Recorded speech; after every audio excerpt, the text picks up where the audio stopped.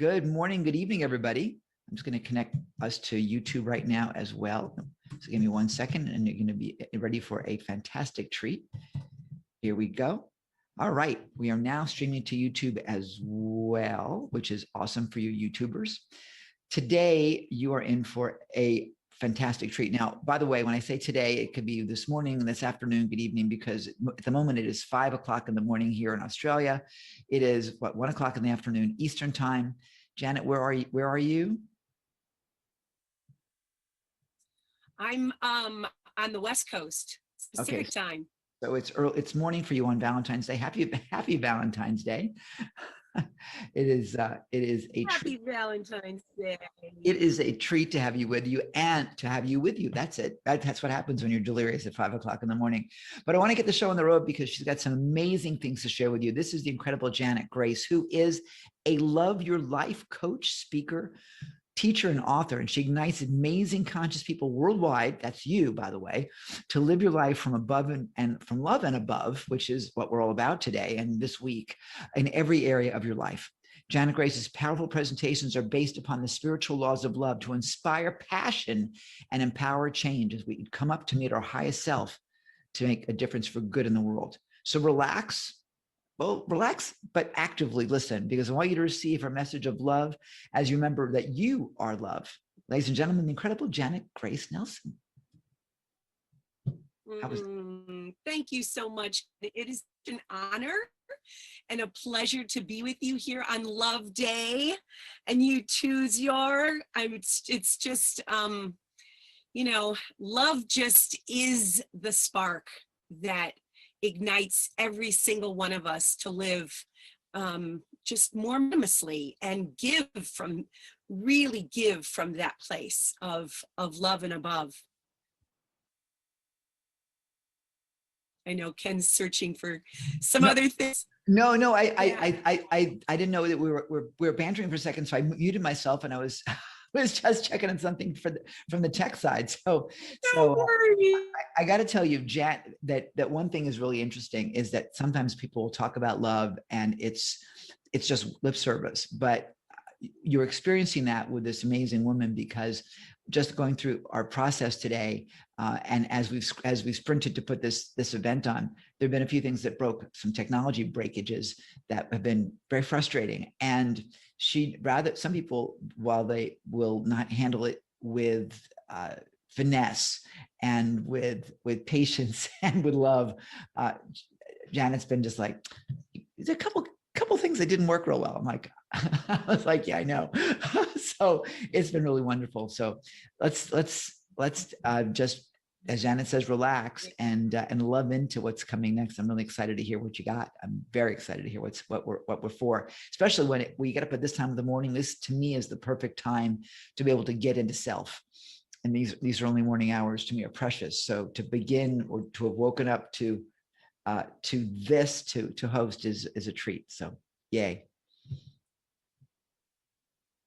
Yeah. Yay. Thank you, Ken. And, you know, when you sent out the invitation to share a message of love on World Love Week, my heart just, you know, said yes. And the more that each one of us listens to the wisdom of our heart, that is the vibrational, you know, frequency of our yes in the world, and follow that yes, and not let the logic reasoning mind get in the way of us doing and being our true nature and doing the things that resonate for us to be our highest self, to be our greatest self, our giving, generous, loving, creative, powerful self.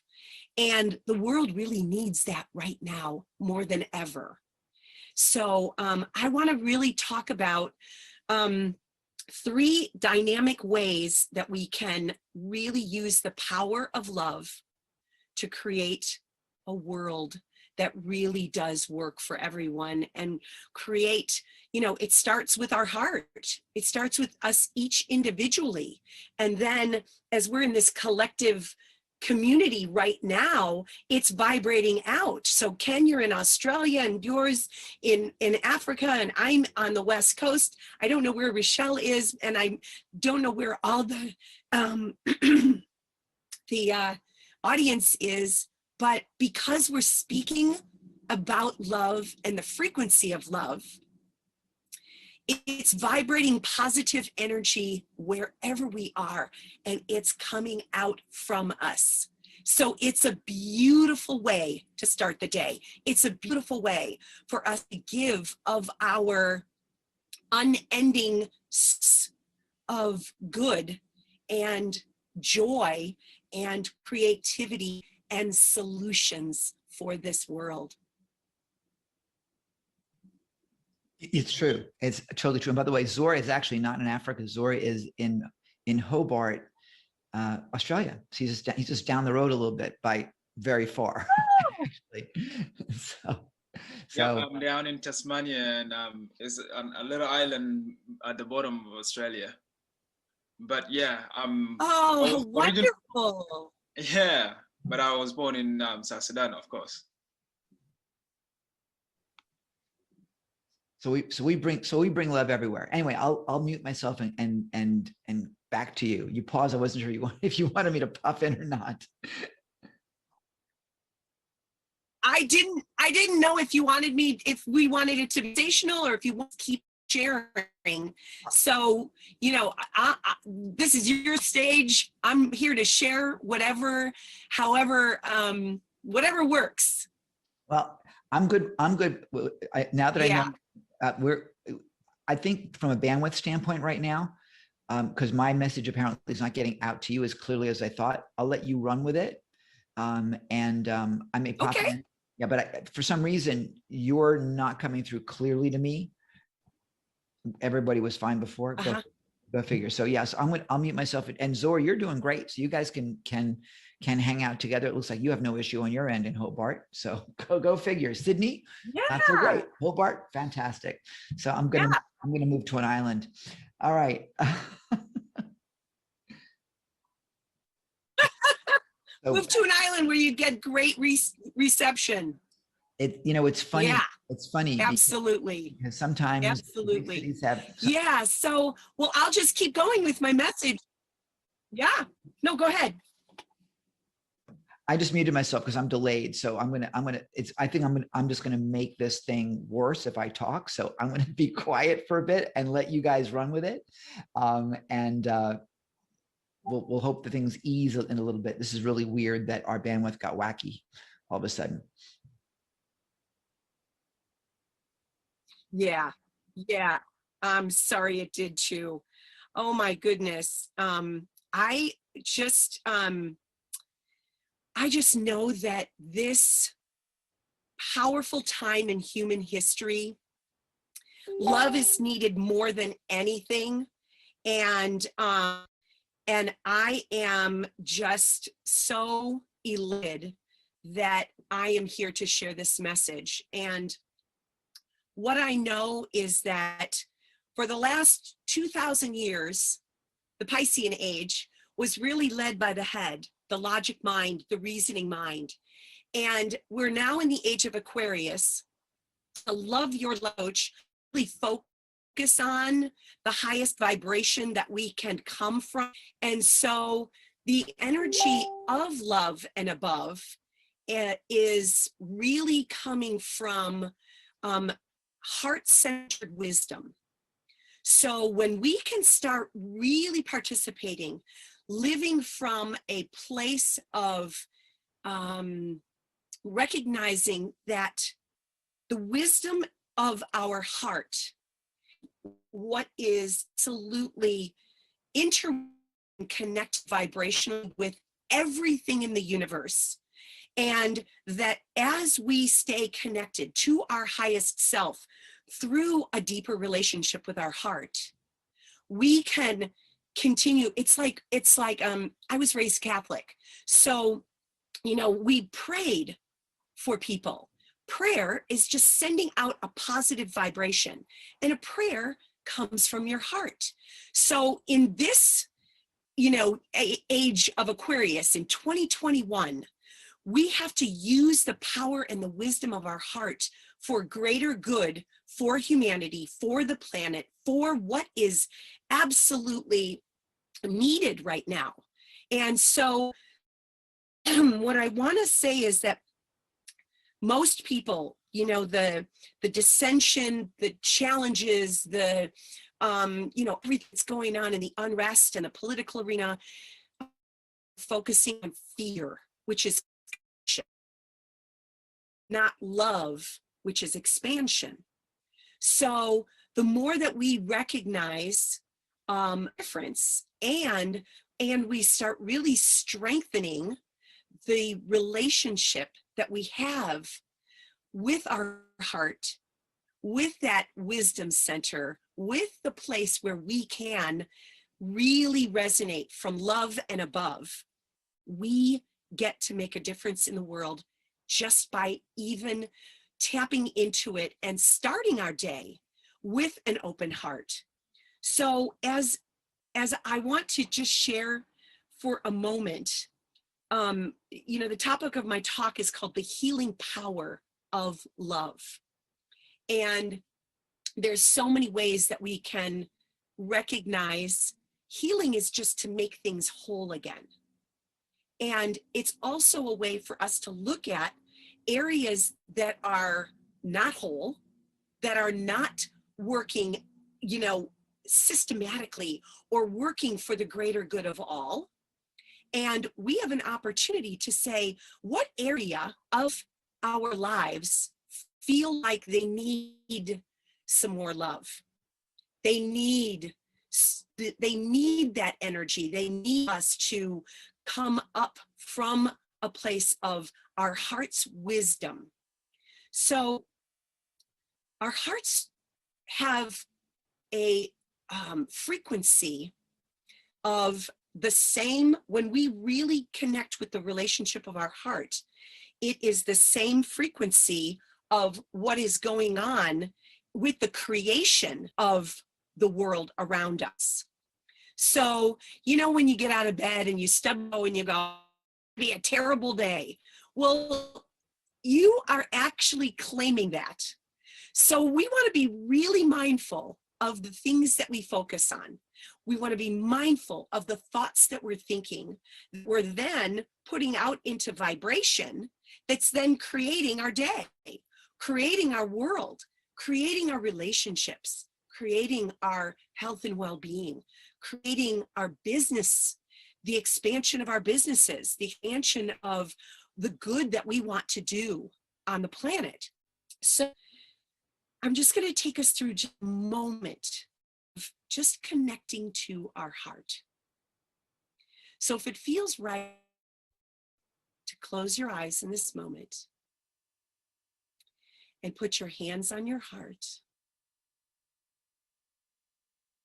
and take a deep, beautiful, loving breath from the center, the core, the essence, the spark of the divine in the center of your heart. Take a deep breath together right in that place. And as we do, and we're holding this space, we're fueling that spark, and we're allowing the spark of that place of our own divinity to spread out throughout our entire bloodstream and our organs and our tendons and our muscles, and even allowing a smile to come on your face. And as you exhale, give forth that love. Like a gift of your own essence that you're sharing with anyone and anything around you in this moment. So I'm just going to in this moment, just, Ken, did you feel that? Yeah. And none of us, I did. None of us really, oh, that's good. I just, because what happens is when we can really connect with our heart and really take that deep, beautiful breath of love in, first and foremost for ourselves, because it starts with you. And then as you exhale and give that forth, you're blessing everything around you, everyone around you. And there is no border when it comes to energy. There is no box that any of us live in. And we are all connected here on this Zoom call, on this Facebook, in this YouTube frequency right now. And we're literally sharing each other's energy. And when I'm doing this in person and not in a virtual space, I'll say, breath is so intimate that we're literally massaging each other's organs. So if you think about the intimacy of breathing, exhaling and inhaling, and opening up your heart to be of loving service to the other souls that you're sharing this journey with, it really truly is a loving journey and a loving way that we can feel intimate, feel connected, know that there is so much that we can do just by opening up our hearts and setting the intention to actually share that love and feel the wholeness, feel the healing power that we can actually send to others. So that's the first of the dynamic ways that I wanted to share today. And the second one is for us to recognize that love truly is the most powerful healing force in existence. And that was actually a quote by Martin Luther King Jr. And lifelong student, very, very active. I've read hundreds and hundreds and hundreds of books on the subject of love. It is truly my favorite subject. And so when we get to recognize what love is, and I love acronyms. So love for me is an opportunity for us, our vibration eternally. So when you are being love and you are sharing love and you are expressing love and you are experiencing love, you're literally raising the vibration of the planet. You're raising the vibration of humanity. When we can put our attention on the energy of love, which is expansion, and recognize that when we're in fear, anxiety, worry, doubt, we are in constriction and some face of fear. So with our awareness of that, we can say, how can I put love into this moment? How can I breathe love into this experience? How can I lift my vibration eternally? There is no separate good. So as I'm lifting my vibration of love eternally, I'm lifting humanity's vibration of love eternally. So as we have this opportunity to really lift love for each other, for the planet, we are literally healing hearts and healing minds and healing souls and healing businesses and healing our opportunities to be of service and to give.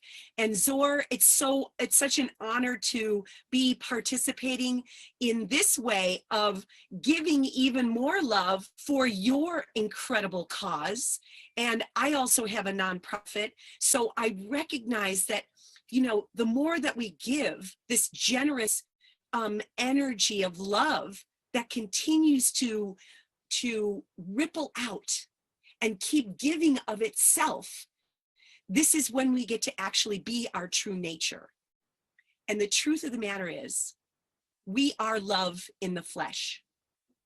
We have, each one of us, been loved into existence by love itself, or God, or source, or creator, whatever label you want to put on it. But we have to realize that every act of love is us being our true nature. And that is truly how we heal with the power of love. And we will heal this planet.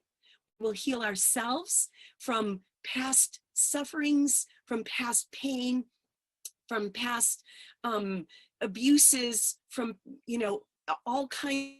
We can even pour love into those experiences so that we can stand even stronger and taller as love in this moment, and then move forward from that place of love. That's how we're going to heal this world. And I know that I know you all stand for love, as I do, and I'm just so honored and grateful to be sharing this message today of love. And on Love Day, it's just such an honor and a pleasure. And so the third thing that I just want to share really quick is, as you're staying connected to the energy of love, continue to ask yourself, what is my heart's deepest desire? To be of loving service to humanity.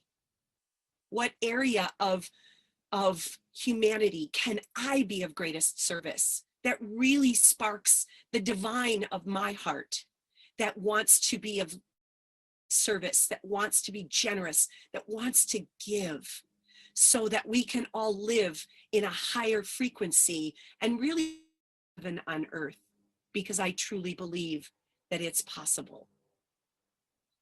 So Ken, back to you for now. I love you. That sort of was redundant, I guess. But let me ask you, we have a few minutes, so we can play for a little bit, and Zor, you can pop in as well. Especially if my bandwidth is being wacky, because I felt like we were playing walkie-talkie delay earlier. I love it when that happens.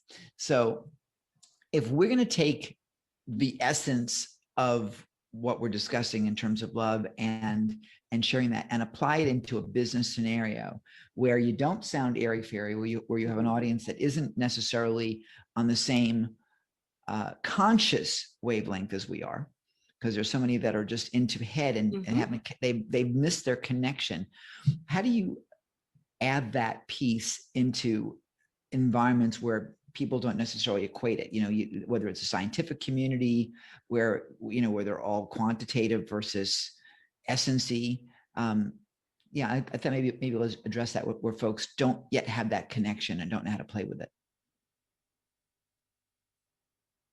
It's such a great question, Ken. And, as a spiritual life coach, I help conscious people build businesses every day. And so love is literally the energy of expansion. Fear is the energy of constriction. So quite simply, and I've done a lot of work with the Heart Math Institute, is scientifically proven that as you work with the energy of love, what would you love for your business to expand in? What area?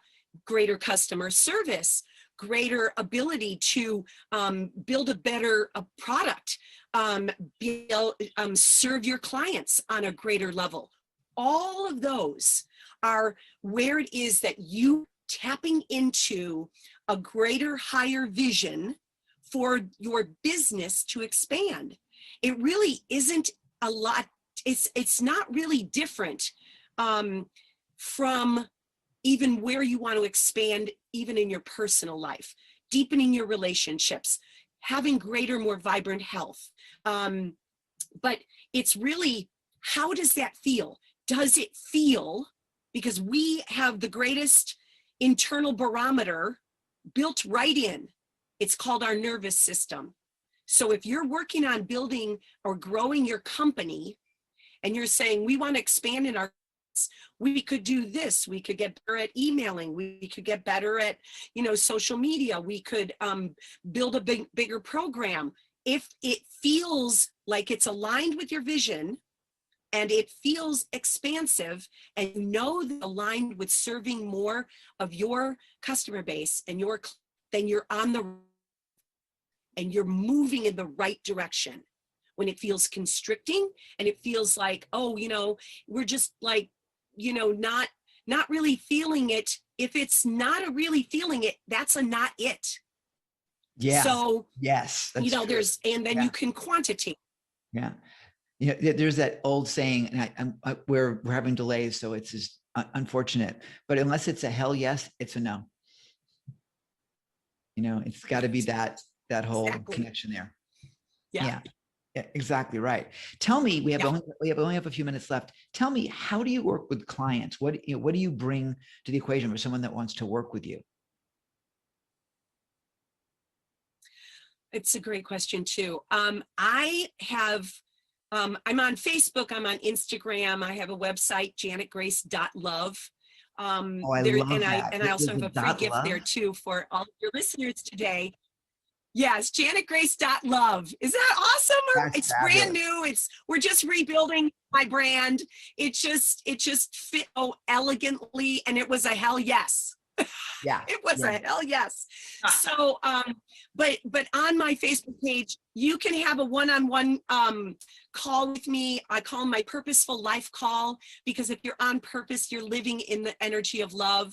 So you can call, and I have a lot of programs, 90-day programs, year-long coaching programs, VIP days. I have a lot of do sacred retreats all over the world. And when the world opens up again, we'll be doing more retreats and doing my sacred love journeys. So lots of different ways to stay connected to me. So thank you, Ken.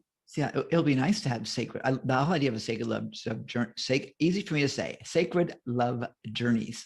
That's awesome. Right now, the only journey that we've been having is like here at the grocery store, because we're not going anywhere. But we are. Look at this. We're global right now. So we have Australia, we have the Philippines, we have the US, we have a lot of people coming in from Canada as well, and that's just here in this Zoom room, then on Facebook. So it's really miraculous that we're able to actually, the baby just came into the room. See, now I know now I know we're complete. I've had some people say to me, "Oh no, forgive the cat." I'm like, what do you mean forgive the cat? I love it when pets and children and and stuff come in the room, because it just allows you to connect with your heart. It's pretty exciting. So, Janet, I am thrilled to pieces to have you with us. And I wish we had more time, but I tell you, we've got a full plate. Hang out with us if you like, whether either here in our little broadcast area or in Facebook. And by the way, everything that all the goodies that Janet has available for us, they're on the dashboard. So you'll be able to access it that way as well. And VIPs, you'll get anything that she's got after the event's over as well. Go ahead. Yeah, and I just want to encourage anyone who's feeling like they really want to connect more to their heart. My 7-day self-love journey, that is one of my free gifts, is 7 videos that are to help you really get in and deepen your relationship with your own heart, and deepen ways that you can bring more love into your life, that then of course ripples out into every area of your life. Awesome. I'm so grateful to have you with us. Ladies and gentlemen, the incredible Janet Grace. Again. Yay. Thanks. Thank you. Thank you all. Happy Love Day. Happy Love Week. I know I'll be seeing you in this space again. Much love. Back to you. I love it. Excellent. I stand for love. Do you? Hey, this is Captain Lou, and I stand for love, baby. Do you? Do you? Do you? Yes. Do you? Do you? Do you? Do you?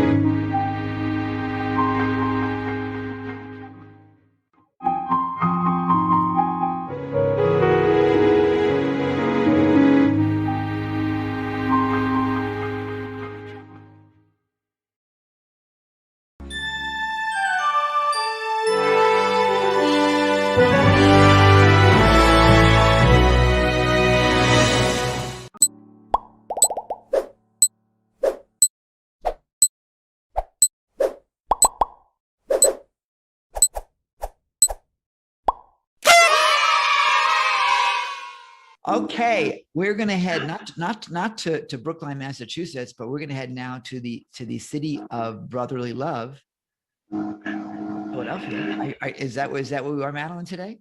Yeah. Awesome. It's Look, 0 degrees centigrade, freezing. what is it? Is it 0 degrees centigrade? Yeah, which means it's 32 degrees. That which is true. has been warm. It is warm, actually, compared to what it has been. Well, it's cold for me, given that I'm in Sydney and it's summertime, but although it is cool. But let me do the intro for you so everyone knows who you are, and then we can kind of dive in a little bit. Because I've known Madeline now for, I don't know, quite a few months, it feels like. She's a psychologist with years of experience working with teens from inner city schools and outlying rural areas, as well as white suburban areas. In all these settings, I've never heard it quite called that. In all these settings, her clients showed the same basic needs, listen carefully, for honest communication and respect for their autonomy. She's now written 2 books that address them directly, since they are the experts on themselves. Her book, I Want to Be Me, But I Don't Know Who I Am. I love that title. It sounds just like the story of my life. And her soon to be published I Want to Be Me workbook. Madeline coaches her readers to greater awareness, autonomy, independence, and resilience. And I got to tell you, from what I've discovered about teens these days, that is so critical, because the teen suicide rate is up 8.7 times what it was in the past. So a woman that is basically here to save lives, the incredible, amazing Madeline Boscovitz. Yay. Thank you, Ken. Oh, God. I don't know if I can live up to this introduction. And Joe, Well, hell, you wrote it, so for God's sakes, you better. And Joe, I am thrilled to be meeting you, not quite in person, but Yeah, no, it's awesome to meet you. Yeah. so this is and I want to, I'm sorry. I Oh, want to, I was just replying to your comment. I think there's a little bit of delay. No, yeah, it's awesome to meet you. I can't wait to hear what you get to talk about. I mean, the title of the book is already has caught my eye. So yeah, nice to meet you. Thank you, Joe. So this is very exciting. Thank you, Ken, for for this opportunity to talk, Mr. Quell, Oh, no, to no. an international audience. And while my experience is entirely American, and I'm addressing American children and teens and young adults, I think human development is pretty much the same despite cultural differences. And I want to start by apologizing, because I am actually going to be using the script, and I'm going to do what our previous speaker said not to do, and but I still be on camera for you. Yeah, hang on a second. Let me make you a co-host so that you can share your screen. Oh, did you want me to do that? I was just going to be looking at the camera. And whichever you want. I thought I was multitasking, so for some reason I thought you wanted to share your screen. So no, go ahead. No, I think it might be better this way. So. Okay. I'm going to do exactly what he said not to do, but I'm a psychologist and a teacher, and it's hard to get away from that model. So the title of my talk today is not I Want to Be Me, but I Don't Know Who I Am, though that's coming up soon. But it is the 5 essential skills that schools do not teach.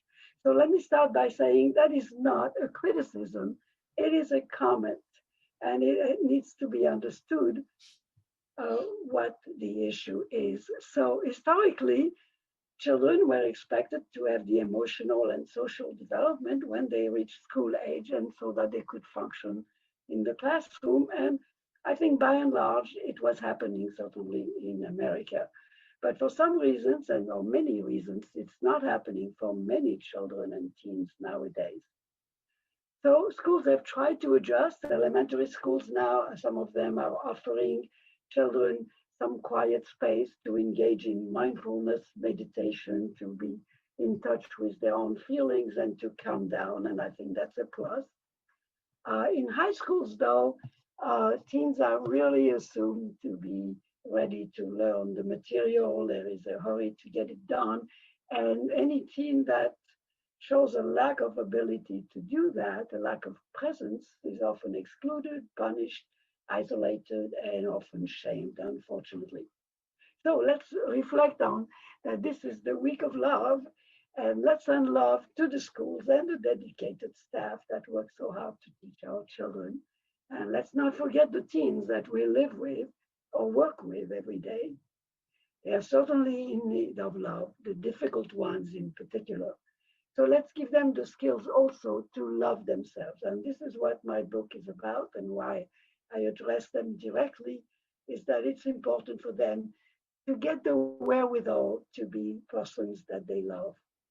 So I'm in the process of creating an educational program where I have the guidebook and the workbook that will be published this spring. And I am working actually on a web course to teach the book in the classroom, hopefully as part of a curriculum in health education. So let's just look at what we expect of our children between the age of 10 and 20. I've stretched it a little bit just to cover a whole decade. And because it's a decade of incredible transformation as they grow from dependent children to independent adults, able to function in the world as an adult. And this is an enormous challenge for them, and many, many teens are very much challenged. And yet, so it is really not fair that they get a bad rap. So let's look at the 5 essential skills that teens need to learn, to practice, and to mature in order to have a successful life. And I want to point out that we start practicing those skills in adolescence, but it often takes a lifetime to accomplish them. So wait and see what I'm talking about. So the first one is self-awareness, which also promotes good overall self-care, and I will go into detail later. The second one is the challenging emotional regulation, acceptance and management of our feelings, not denying them or repressing them, but accepting and managing. The third one, effective behavior management, the one that so many of us have so much trouble with, and I will go into some detail as to why. Then good pro-social skills are needed to enable us to have a productive and pleasant life, and to be able to love, as our previous speaker talked about. When we love ourselves, we're able to love. Finally, the ability to make insightful decisions, considering consequences and potential outcomes. So all of this, of course, is covered in my books, and I will go into a little more detail, or a lot more detail. So how do we promote this good self-awareness that fosters self-care, autonomy, which means taking charge of ourselves, responsibility, independence, pro-social behavior, and solid decision-making? Is that all we're expecting of these poor adolescents? Well, it is, as much as possible. So as we make them more aware of themselves on the inside and the outside, they learn to focus on their traits and behaviors, to see who they are and how they present to others. They also uncover their strengths and weaknesses, and ultimately realize that they can choose the identity that they want to project in the world. They can choose to improve on their qualities and to manage their behaviors. So this is extremely empowering, and it empowers them ultimately to acknowledge their dreams, which they have often been hiding from themselves, as they don't quite believe in themselves. So this awareness also encourages them to trust their own gut feelings, their inner voice. Helps them to acknowledge what they need, and then engage them in becoming what I call their own good parent, because this is all our job, is to learn to leave our parents' authority and establish our own direction as we grow into the teen years, and become, therefore, our own good parent, because we want actually a kind parent, and one that will foster healthy, what we call self-talk, how we talk to ourselves.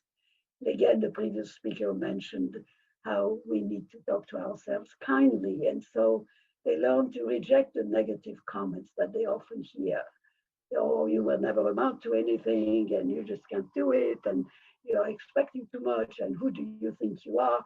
All of these, they become aware that these are not necessary, and they don't have to espouse them. So as they recognize when they're being treated well or not, and this is essential for getting along in the world, to know how to be treated. So I'm going to use here an example that was created with a client, not a teen client, but an adult client who was a new high school teacher and who had a very, very difficult class in which she could not get the teens to settle down or to do any work or to even pay any attention to what she was doing. And she was very distressed. So I gave her a copy of my book. I'm not allowed to sell it to patients, so I give it to them. So what did she do? She had the genius idea, after reading my book and understanding some of the teens' needs, she had the genius idea of inviting them every single class to take the first 5 minutes and write down privately what is on their mind, what they would like for themselves, where they're at, and whatever else they wanted to write. And when they were done with those 5 minutes, they were on task. They were able to participate in the class and to listen. And the question is why? Why did this help? Or how did it help? So she offered them respect. She acknowledged their status as being anxious and agitated and angry. She acknowledged their need for some way to become able to listen and study. So she helped them become more aware of themselves, take stock of themselves and their status, and center themselves. It can be as simple as that in the classroom. So let's get on to the next piece, which is emotional regulation. That's what we call it. That's the jargon. And it's helping teens recognize and accept their emotions without judging themselves. Emotions are healthy responses to what we experience. There is nothing wrong with them. And we don't control them. We cannot control them. Even though every client comes into therapy says, I want to learn to control my emotions. And I say, well, no, you can't control emotions. You can control your behavior. And that's a difference. And that will be the next piece. But right now, we're helping teens learn how to manage and regulate strong emotions so as to be able to choose their behavior. So I need actually to move back in time to a much earlier period of development, because emotional regulation really starts during the terrible twos. That's what we call them in America, when the little child becomes a little bit autonomous and wants to have his way and comes upon frustrations. And we're not used to them opposing us, and that's why we call them the terrible twos. But it is a very exciting time for the child. And what does he do when he has to struggle with a frustration? Very often, he, for lack of any ability to do anything else, he throws a temper tantrum. He feels the emotion in his body and sort of loses control of his body in struggling with the frustration, and we call that a temper tantrum. The best way to help the child who throws a temper tantrum is to let him or her recover by themselves. Not interfere with it, not shame, not punish, not yell, not prevent. So as the child recovers, he engages often in what we call self-soothing, taking care of his hurt. He might go and grab a blanket. She might be sucking her thumb and picking up her teddy bear, whatever it is. They find a way to take care of themselves as long as you don't remove that frustration. It's very important. So punishment teaches the child to disregard feelings, and giving into the tantrum is the worst thing you can do, because it teaches the child that manipulation is the way to get things done, And, so it's just not right. And I have to say that in my practice now, I'm retired now, by the way, Ken. But in my practice, I often saw older children who were still allowed to throw temper tantrums at 10 years of age, 11 years of age. So I had a young boy who was 11 and who actually threw a temper tantrum in Walmart. And his mother was very angry with him as she brought him into the session. And we talked about it, and I first clearly set limits that, it's been okay until now to have a temper tantrum when you're frustrated, but, after next Monday, that's no longer acceptable. So you're just at the limit now. You can still do till Monday, but not after next Monday. So, and when you're frustrated, what do? You take care of yourself. Do you go read a book, listen to music, dance, punch a ball? What do you do? Whatever it is, that's good. And what if you wanted that poster so badly? How could you go about getting it? What could you do? Let's use that anger for you to figure out what you could do. So we talked that maybe he could offer to do some work to earn the money. Maybe he could go talk to neighbors and help them out to earn money. Whatever it was, he could then come up with the money and autonomy, because he would then be on his own to purchase that poster, in the sense that it would have been his own doing, his own autonomy, rather than depending on his mother. So let's move on to the really tough one, and that's the middle one of the 5 pieces, and that's behavior management. So this is about helping teens to use the energy from their emotion, exactly, to choose to resist an impulsive reaction, like throwing a temper tantrum, in favor of choosing a response that takes into account their goals, small and large, considers their needs and the path they really want to take. So this boy really wanted that poster, but he didn't have any resources on how to get it besides throwing a temper tantrum. So it was, of course, high time for him to learn that he did indeed have resources and that he could take advantage of them. So it's also important to acknowledge that for all of us, this is the biggest challenge, but also the biggest boon when we master it. But it takes a lifetime. People who are successful are those who keep their cool and choose their behavior. Think about our current vice president, who was described as unflappable, a great compliment to her when she was a senator. So how do you do that? How do you get that across? Of course, in my books, there are all kinds of exercises that train the teens to learn those skills, but I'm just going to use the old days example long before computers and other modern items. We were told to count to 10. Why? Well, take a moment to regroup. It's still the best advice that allows a person to listen to their gut and consider choices and personal goals. And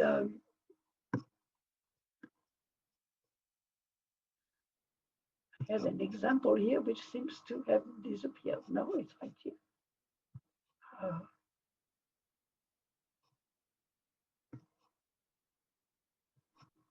I forgot about counting to 10. Sorry. I totally forgot about counting to 10. And in fact, I was told, I have a friend of mine who I've been working with for years as a coach, and I had to make an agreement that I wouldn't do anything impulsive business-wise, not till I counted to 10, but for 5 days. And I had a 5-day cooling off period. And if the idea was still good after 5 days, we would do it. Yeah, and I haven't exactly followed that, but it's a really good idea. 5 days is good. I had a 3-day example that I may go in if we have more time later, where I took 3 days to cool off and then get the situation straightened out. Well, So, it's funny you're bringing me back to a memory when I was in my first relationship way back when I was 23 years old, I think it was. And I said, like, so here's the deal. It's going to be like a rental agreement. You have to give 30 days notice. And so we have a fight because at that time everyone was breaking up, like, have a fight, break up, have a fight, break up. And I was like, I don't want that. I want something stable. So I said, okay, so here's the deal. We have a fight. You want out, you give me 30 days notice. And so every now and then we would give each other 30 days notice. And of course, the next morning it was like we retracted it. But at least we had that ability that, okay, we were able to say it and then get through it. So you make a really good point about that cooling off period. So that is a wonderful example. And if I may use it sometime in the future. You can even do it with that attribution. It's fine. Oh, well, no. Okay, thank you. But I would certainly refer to you as my teacher. So I'm going to use an example here of a young man that I named Jason and who appears in the book as an example. And I was going to read it, but time is of the essence, and so I'm not going to read it. But it was going to give you an example of the way I write, very down to earth and directly with the youth, because these books are addressed to them directly.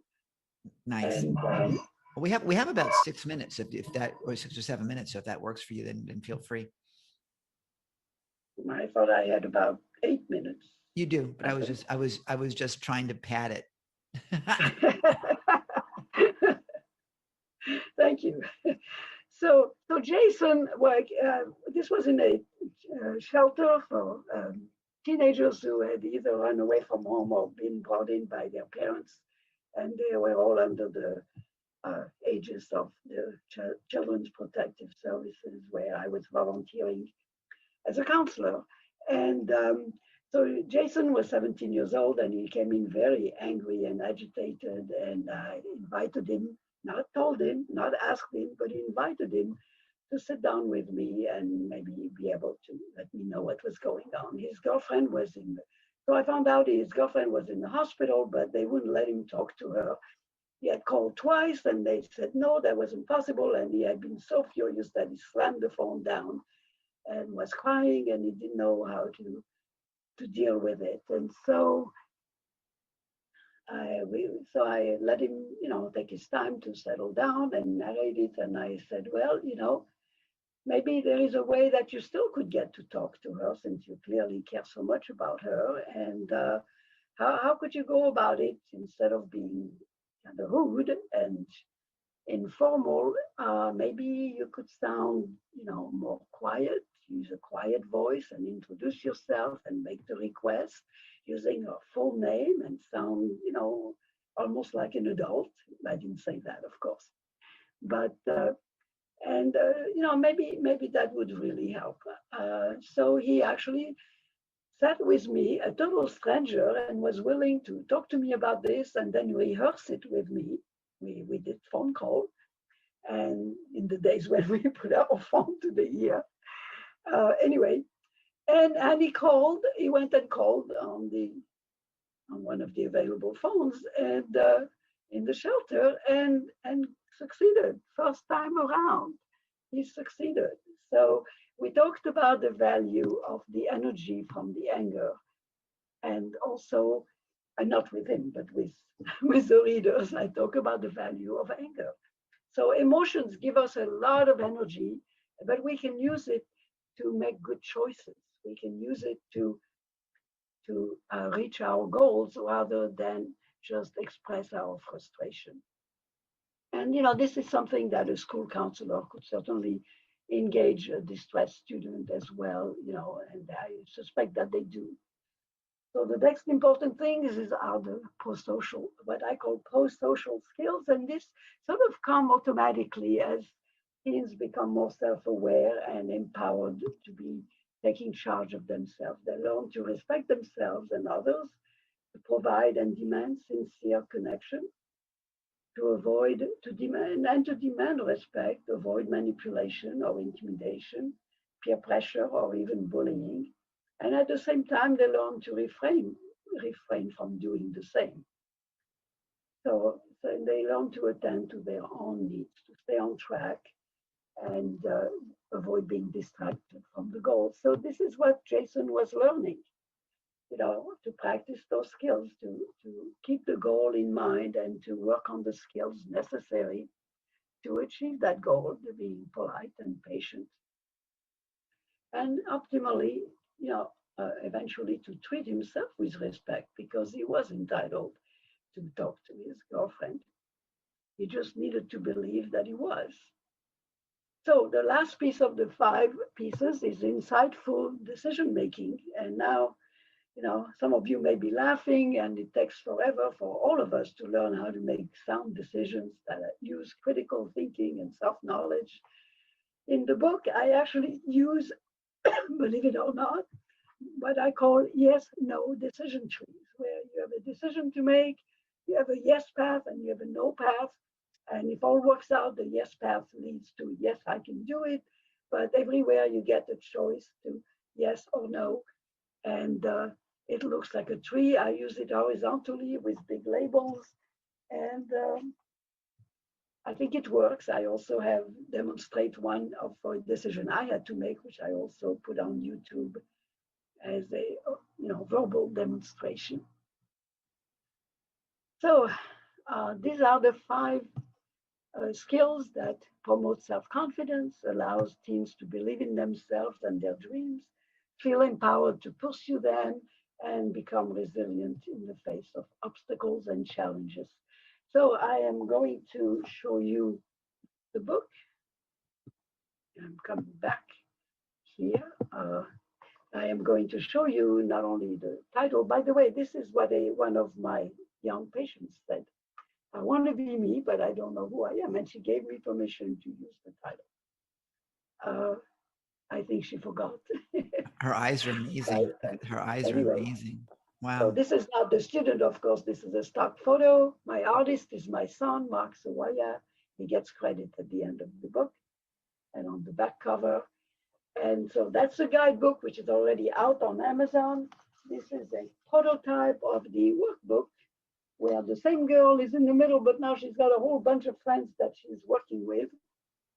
And it's I Want to Be Me workbook. And to give you guys a taste of what this is like, what the books are like, my free gift to you is an I Want to Be Me introduction to the guidebook. And let's see if I can show that, to the guidebook and workbook. It's free if you go to my website, well, not my website, the book's website. And it's got about 80 pages. It has a lot of the instruments, introductory material. It's got the code to get more instruments online, to have access to more instruments online. And it has a sample chapter from each book, so you can see how I go about doing this teaching. And it has very detailed tables of contents so that you can see just what I cover very methodically. Is it okay, Ken, if I give the website? Well, what we can, but I'll make it easy for everybody. We should have a link on the dashboard so people can just go right to our World Love Week dashboard. They can download it immediately. Because typically you can feel free and deliver it now if you like, but just so all of you know, the link for that will be on the dashboard, so you don't have to worry about it. Go ahead. Yes, I saw it actually. It looked very good. Okay. So if you look at what I put after my name, I put I Want to Be Me. So it's I Want to Be Me without an exclamation point. I Want to Be Me .org. Oh, cool. And That's a great name. It's an easy one. It is an easy one. And go and you sign for my email list and you get the freebie book. Fantastic. It's a download that you can get immediately.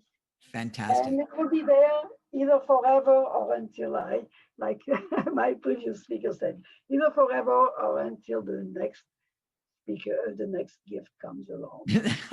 There you go. Exactly. It's beautiful. Madeline, I am so honored to have you with us today. You are a gem, and we've got to land this plane right this minute because the next broadcast is starting like right now. Okay. I love you to pieces. Take care. Happy Valentine's Day. Happy World Love Week. We'll see you soon. Thank you, Joe. Bye, guys. Bye-bye. Ladies and gentlemen, I want to bring on our next guest, who I consider both a dear friend, and she, to me, I would say, is the epitome of GSD, get shit done. She is phenomenal, and she's just phenomenal. And look at that smile. Look at the backdrop. I mean, that's just amazing. Let me find her true intro before I tell you my part of the story with her, so I can at least do the right thing here. Pam Heath is a certified life coach and business strategist. I haven't even read this yet. I had no idea. Has a popular podcast, has led extraordinary workshops for over 27 years. If you're looking to transform your life or expand your capability and capacity for new possibilities, she is your go-to guru for power, passion, and fun. I love those words. But I'm going to tell you the other story about Pam Heath, because you need to know this about this crazy woman. And I say crazy in the best sort of way. So Pam is a member of my Safari group, which is our high-end program of people that produce ridiculously irresistible digital events. And when she joined, she said, Ken, how long should I plan to get my first event done? And I said, 6 to 8 weeks would be about right. Get it all set up, get it organized, and don't do anything stupid like what we did for World Love Week. 10 days ain't the way to do a really proper event. And Pam said, okay, great, thank you very much. And basically, using adult language, he said, I'm not going to do that. I'm doing it now. So 2.5 weeks later, she ran her first event. Was it perfect? No, but it really was. Because guess what? In the space of that 2.5 weeks, she assembled a small group, 8 people showed up, and she made over $18,000 in that 1-day program. So I got to tell you something. This is a woman that loves to get stuff done. She does not take no for an answer. That's why she's the Yes coach. And I could not be more excited to bring her with you today. Ladies and gentlemen, the amazing Pam Heath. Yay! No autographs, no autographs. You are my poster child for getting shit done, my lady. Well, I call myself the Yes coach, and there's a reason I call myself the Yes coach, because I say yes. I love it. All right, so I'm going to talk a little bit about the energy of yes, because that's what people ask me about. They say, what is this yes thing? And I want to tell you, I live in the world of yes. And it's extraordinary. It's extraordinary hanging out in yes. And I invite people to come play with me in the world of yes. And that's why I call myself the Yes coach. And that's why I call my process the science of yes. So I'm going to tell you a little bit about me so you can get my credentials, and then maybe you'll listen thoroughly. Maybe you'll just, tune out because I'm too woo-woo. But I'm a single parent, and I live in Southern California, and I have one adult son, and he's an aspiring music producer. And what I do for a living, I'm a yes coach, and that's pretty much what I do. And right now, there are people who are listening who are asking themselves, and the big question they're asking themselves is, what is this yes coaching? So I'm going to get to that. Don't worry, I'm going to get to that. That's what this talk is all about. But first, I'm going to tell you a little bit about me, because I have an interesting background. I did go to college, and I studied broadcast journalism because my intention was to be a newscaster. And I found that reporting the news was boring. So much of reporting the news reminded me of that Don Henley song, if you're familiar with it. It's called Dirty Laundry. Google the lyrics. It's completely like that. Kick them when you're up, kick them when you're down, kick them when you're up, kick them all around. And that's the world of broadcast news. And that just wasn't for me. So I spent the next 27 years as a legal administrator, and then an operations manager, and ultimately a human resource expert. And that's like a big freaking deal, because that it was so corporate and so structured. And that is not who I am. I'm actually not corporate and structured at all. But I was able to pull that off because the way that I operate, I say yes. So if you need me to be corporate and structured, yes. If you need me to be on point and interacting with people powerfully, yes. So based on that principle, that I say yes to whatever is available, whenever is possible, I say you can have anything you want. You can manifest anything you want just by saying yes. So by being a yes, you expand your capacity. You expand your capacity to anything you're willing to say yes to. And it's not just semantics. It's not just the word yes. You don't have to learn how to say yes in 18 different languages. It's a mindset. It's all about a mindset and how you live your life and who you be as you're living your life. And I know that's also resonating with some question. What you mean, Pam, by who you be? Okay, so who you be in life is how you operate. It's who you are, and what you do is sourced by who you are. And if who you are is yes, that's why I say you can have a life of power, passion, and fun. Because when you say yes, that's all there is to it. And it's not complicated. And we human beings, we tend to complicate things. I don't know why that is. We're just built that way. But life is amazingly simple. It really is. So the science of yes is a simple way to go about enhancing your life to give power to what you're already up to. Now, when I talk about the power of yes, there's a couple of things that I'm taking for granted. And I want to say that right now up front, in case there's people there that this isn't true for, then I'm talking to you, but I'm wasting my time. And what I'm relying on is a couple of things. Number one, you want the life of your dreams, and you want that yes, I can attitude, and you want more smiles, more joy, more happiness. You want those things. So that's why I'm speaking to you right now, because you want a life given by the science of yes. That's you, right? I'm talking to the right person? Okay, well, let's find out. So, why do I call my process the science of yes? How come exactly? Well, in order to answer that question, we're going to have to look at the definition of the word science. So I'm about to read to you, straight out of the dictionary, the definition of the word science. Now, check this out. The intellectual and practical activity encompassing the systematic study of the structure and behavior of the physical and natural world through observation and experiment. Now I'm gonna read that again because that was a mouthful. That was a mouthful. Now, I'm not gonna expect you to memorize this. I'm gonna read it one more time, okay? The intellectual and practical activity encompassing the systematic study of the structure and behavior of the physical and natural world through observation and experiment.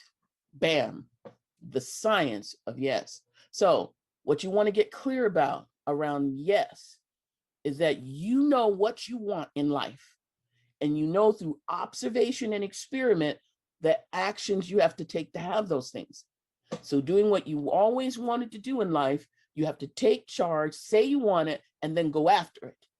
And that's why yes is a science, because through observation and experiment, you are busily, actively, aggressively going for what you want. Going for what you want because you say you want it and you're committed to having it. And so you take it on inside the science of yes. Hey, didn't know that, didn't you? So already you've learned some things. So when you take on yes, you are actually going with the flow of the universe, because I say the universe resonates at yes.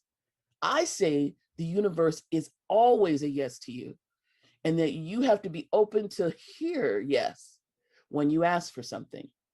Now we're going to take a second, because I like to use movie and music analogies to help my clients when I'm coaching them. So I'm going to take a minute to do an analogy for you right now. I'm just that kind of gal, okay? And one of the analogies that I love to use, is my favorite one, is from the Disney motion picture called Aladdin. Now, this is the animated one. I realize there's a live action one with Will Smith, which, I think that's really great and everything. But when I'm talking about Aladdin, I'm talking about the real Aladdin, the one where Robin Williams was the voice of the genie. And in this movie, if you haven't seen it, it's worth streaming. When Aladdin first goes in the cave, finds the lamp, rubs the lamp, and out pops the genie, who was the voice of Robin Williams.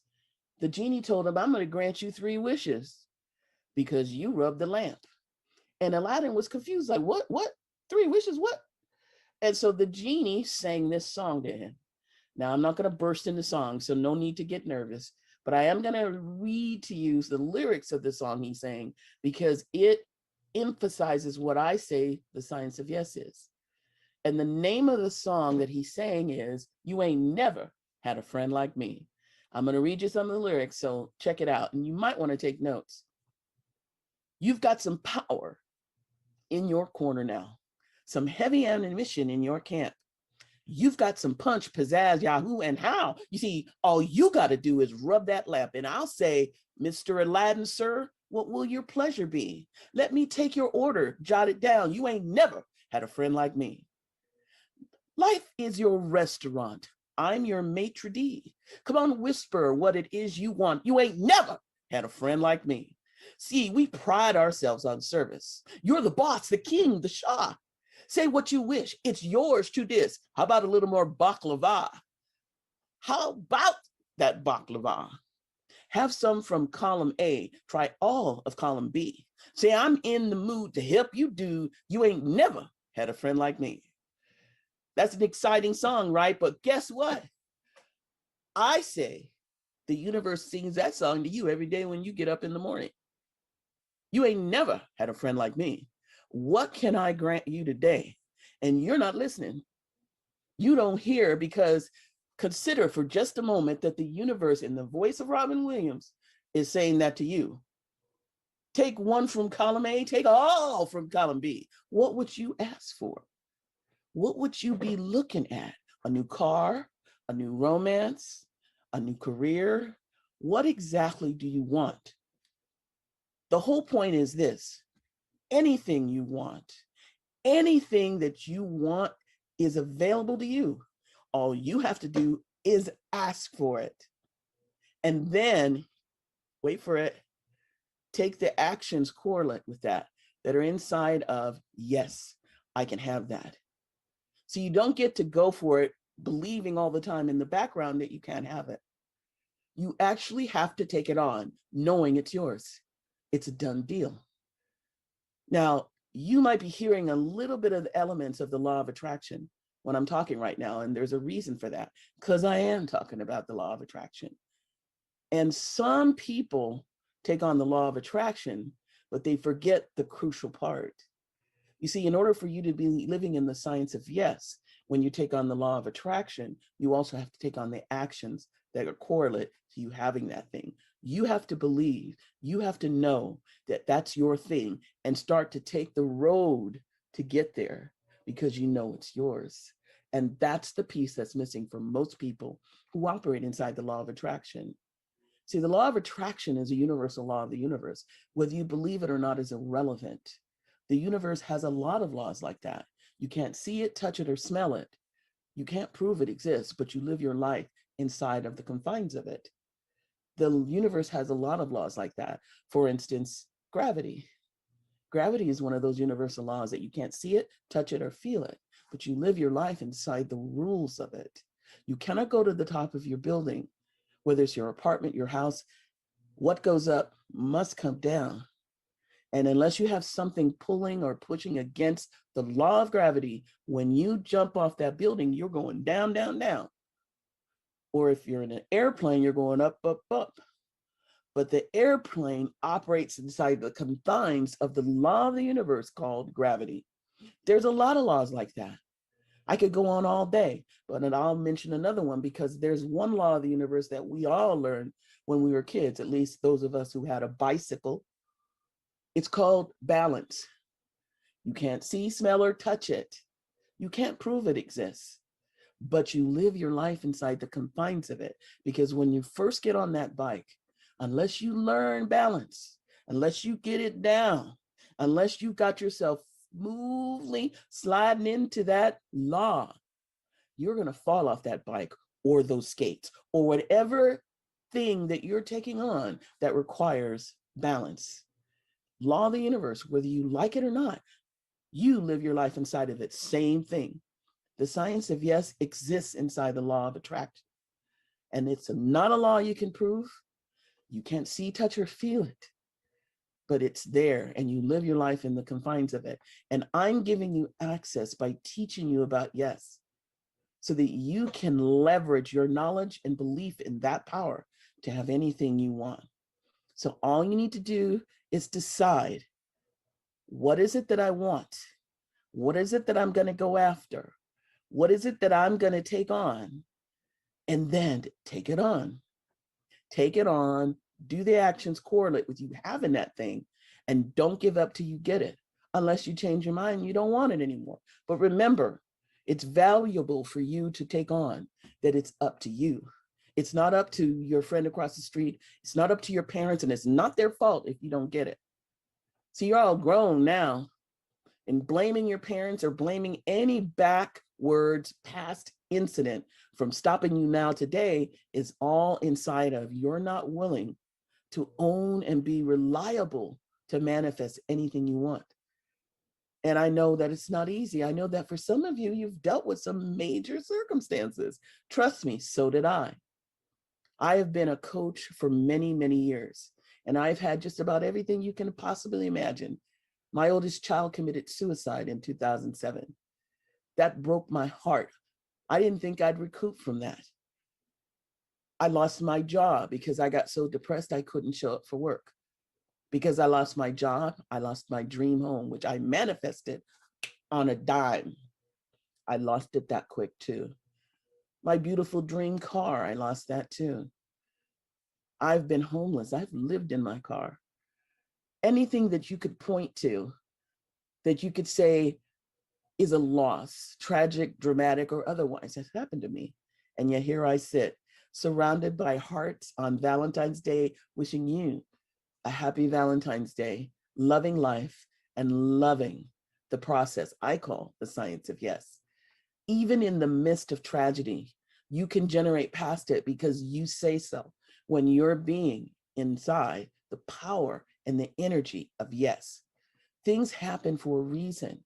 And I can tell you right now that one of the main reasons I generated myself past those tragic circumstances is so that I can help others do the same. It's hard for anyone to come up with anything that matches what I've been through, but it's not a competition. It's an opportunity to be compassionate and to show people no matter what life brings, you can still stand up and say, I can have that. I want that. It's going to be mine. So just like Aladdin, when he rubbed that lamp and he got access to the world of possibility, so can you. You can have access to that very world because anything's possible in the energy of yes. And I'm here to give away that energy. I give it freely. You can get it from me or you can generate it yourself. Whatever you do, go after it. Don't wait for it to come to you because it's not like that. It's only active when you turn it on. Some people say life is like a bowl of chocolate. I say life is like a baseball game.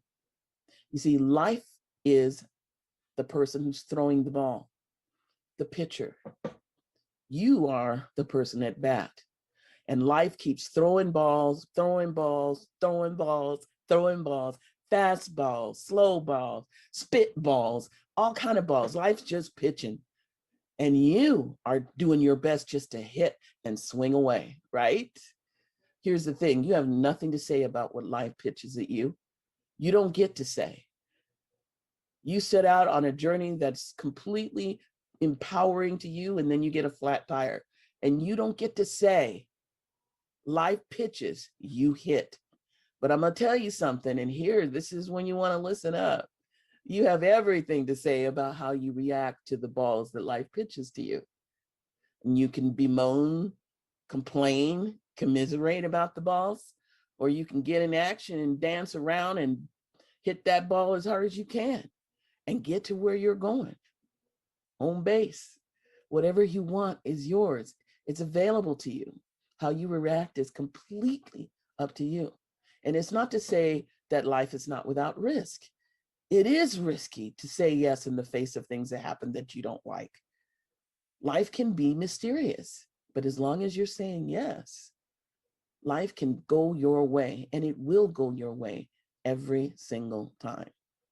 Now, here's the other thing that comes up all the time when I talk about the science of yes. And I know that some of you are thinking it right now. Well, what about no? Am I supposed to say yes to everything? Can I say no sometimes? So when I say yes, I don't mean for you to, eliminate the word no from your vocabulary. This is not a conversation about semantics. There are a lot of things that you need to say no to. It's appropriate. You know, there are times when somebody is pushing past your boundaries and you need to put your hand on your hip and snap your fingers and say no. No is not a bad word, and yes is not a good word. This is not about semantics. This is about a mindset. And it's not just positive thinking either. This is a mindset for power. This is a mindset for getting what you want. This is a mindset for taking action no matter what. You can have anything you want. Just say yes and be yes. So while you're crafting the life of your dreams, you're going to have obstacles. So when I talk to you about being of a positive mindset, it doesn't mean nothing bad or nothing untoward is going to happen to you. It doesn't mean obstacles are not going to take place. But what I'm saying is, don't try. My favorite celebrity, Yoda, has this saying, do or not do. There is no try, just do it. Now, I could say to you, say no. Say no to stress and stress-caused illnesses. Say no to unemployment and being a victim to your circumstances. Say no to emotional abuse and toxic relationships. I could tell you these things, and I could call my process the things to say no to, the science of saying no. But I'm not going to do that, because one of the biggest things I teach my clients is not to affirm with your speaking that which you do not want. Like, you don't go into a restaurant and pick up the menu, and when the waiter or waitress comes over, you look at them and say, okay, so don't serve me pancakes. I don't want pancakes. I hate pancakes. Pancakes suck. And if you bring me pancakes, I'm going to be really mad at you. So don't bring me pancakes. None of that. Right? You don't do that. I hope you don't do that. And you don't walk into a store and when the salesperson comes over, say, don't give me any clothes that have polka dots. I particularly don't like blue with white polka dots, but don't bring me any polka dots at all. I hate polka dots. Don't show me anything with polka dots. Don't do that, because I don't like that. You don't do that either, right? I mean, I hope you don't do that. You see, you don't want to lead with what you don't want.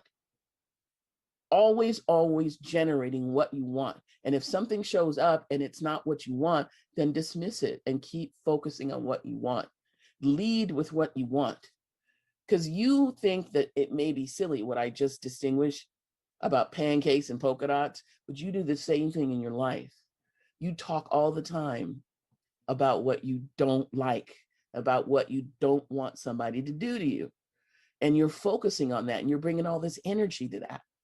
And if you brought that same level of energy to what you want, you manifest it a lot quicker. So if you're a business owner, I'm a coach for entrepreneurs, specifically for conscious professionals.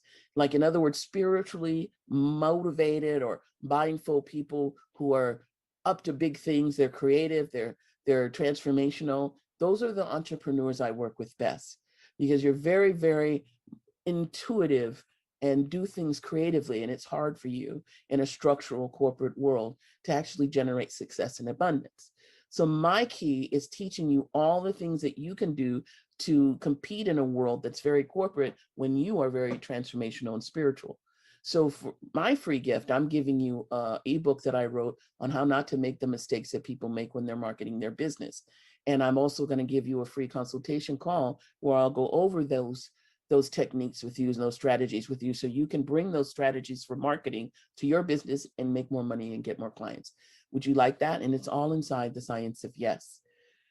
So inside the science of yes and the power of yes, you face life with a different spirit, the spirit of yes. And, I can help you with that. There's a lot to be concerned about these days. There's a pandemic on. We just had, a president that leaves much to be desired as far as printed people go. And we have a whole new outlook on how we're going to live our life now that we're social distancing.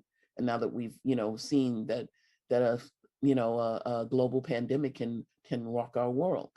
It's easy to understand why people are despondent and depressed right now, but you don't have to be. You can be inside the world of yes and say that anything you want, everything I want is available to you. And yes isn't a Buddhist mantra. I'm not trying to get you to say yes, yes, yes, yes, yes, yes, yes. But it wouldn't hurt to say yes. There's things about that, when I was young, and we won't discuss my age right now. And if you try to, I'll deny it. but when I was young, there was a song called High Hopes. I think Frank Sinatra sang it. And it was all about this little ant who would move this huge rubber tree plant. He was committed to moving, and oops, there goes another rubber tree plant. High hopes is about what you can take on for yourself and your life and everything you're up to. All your plans, all your things that you want to take on have everything to do with your attitude.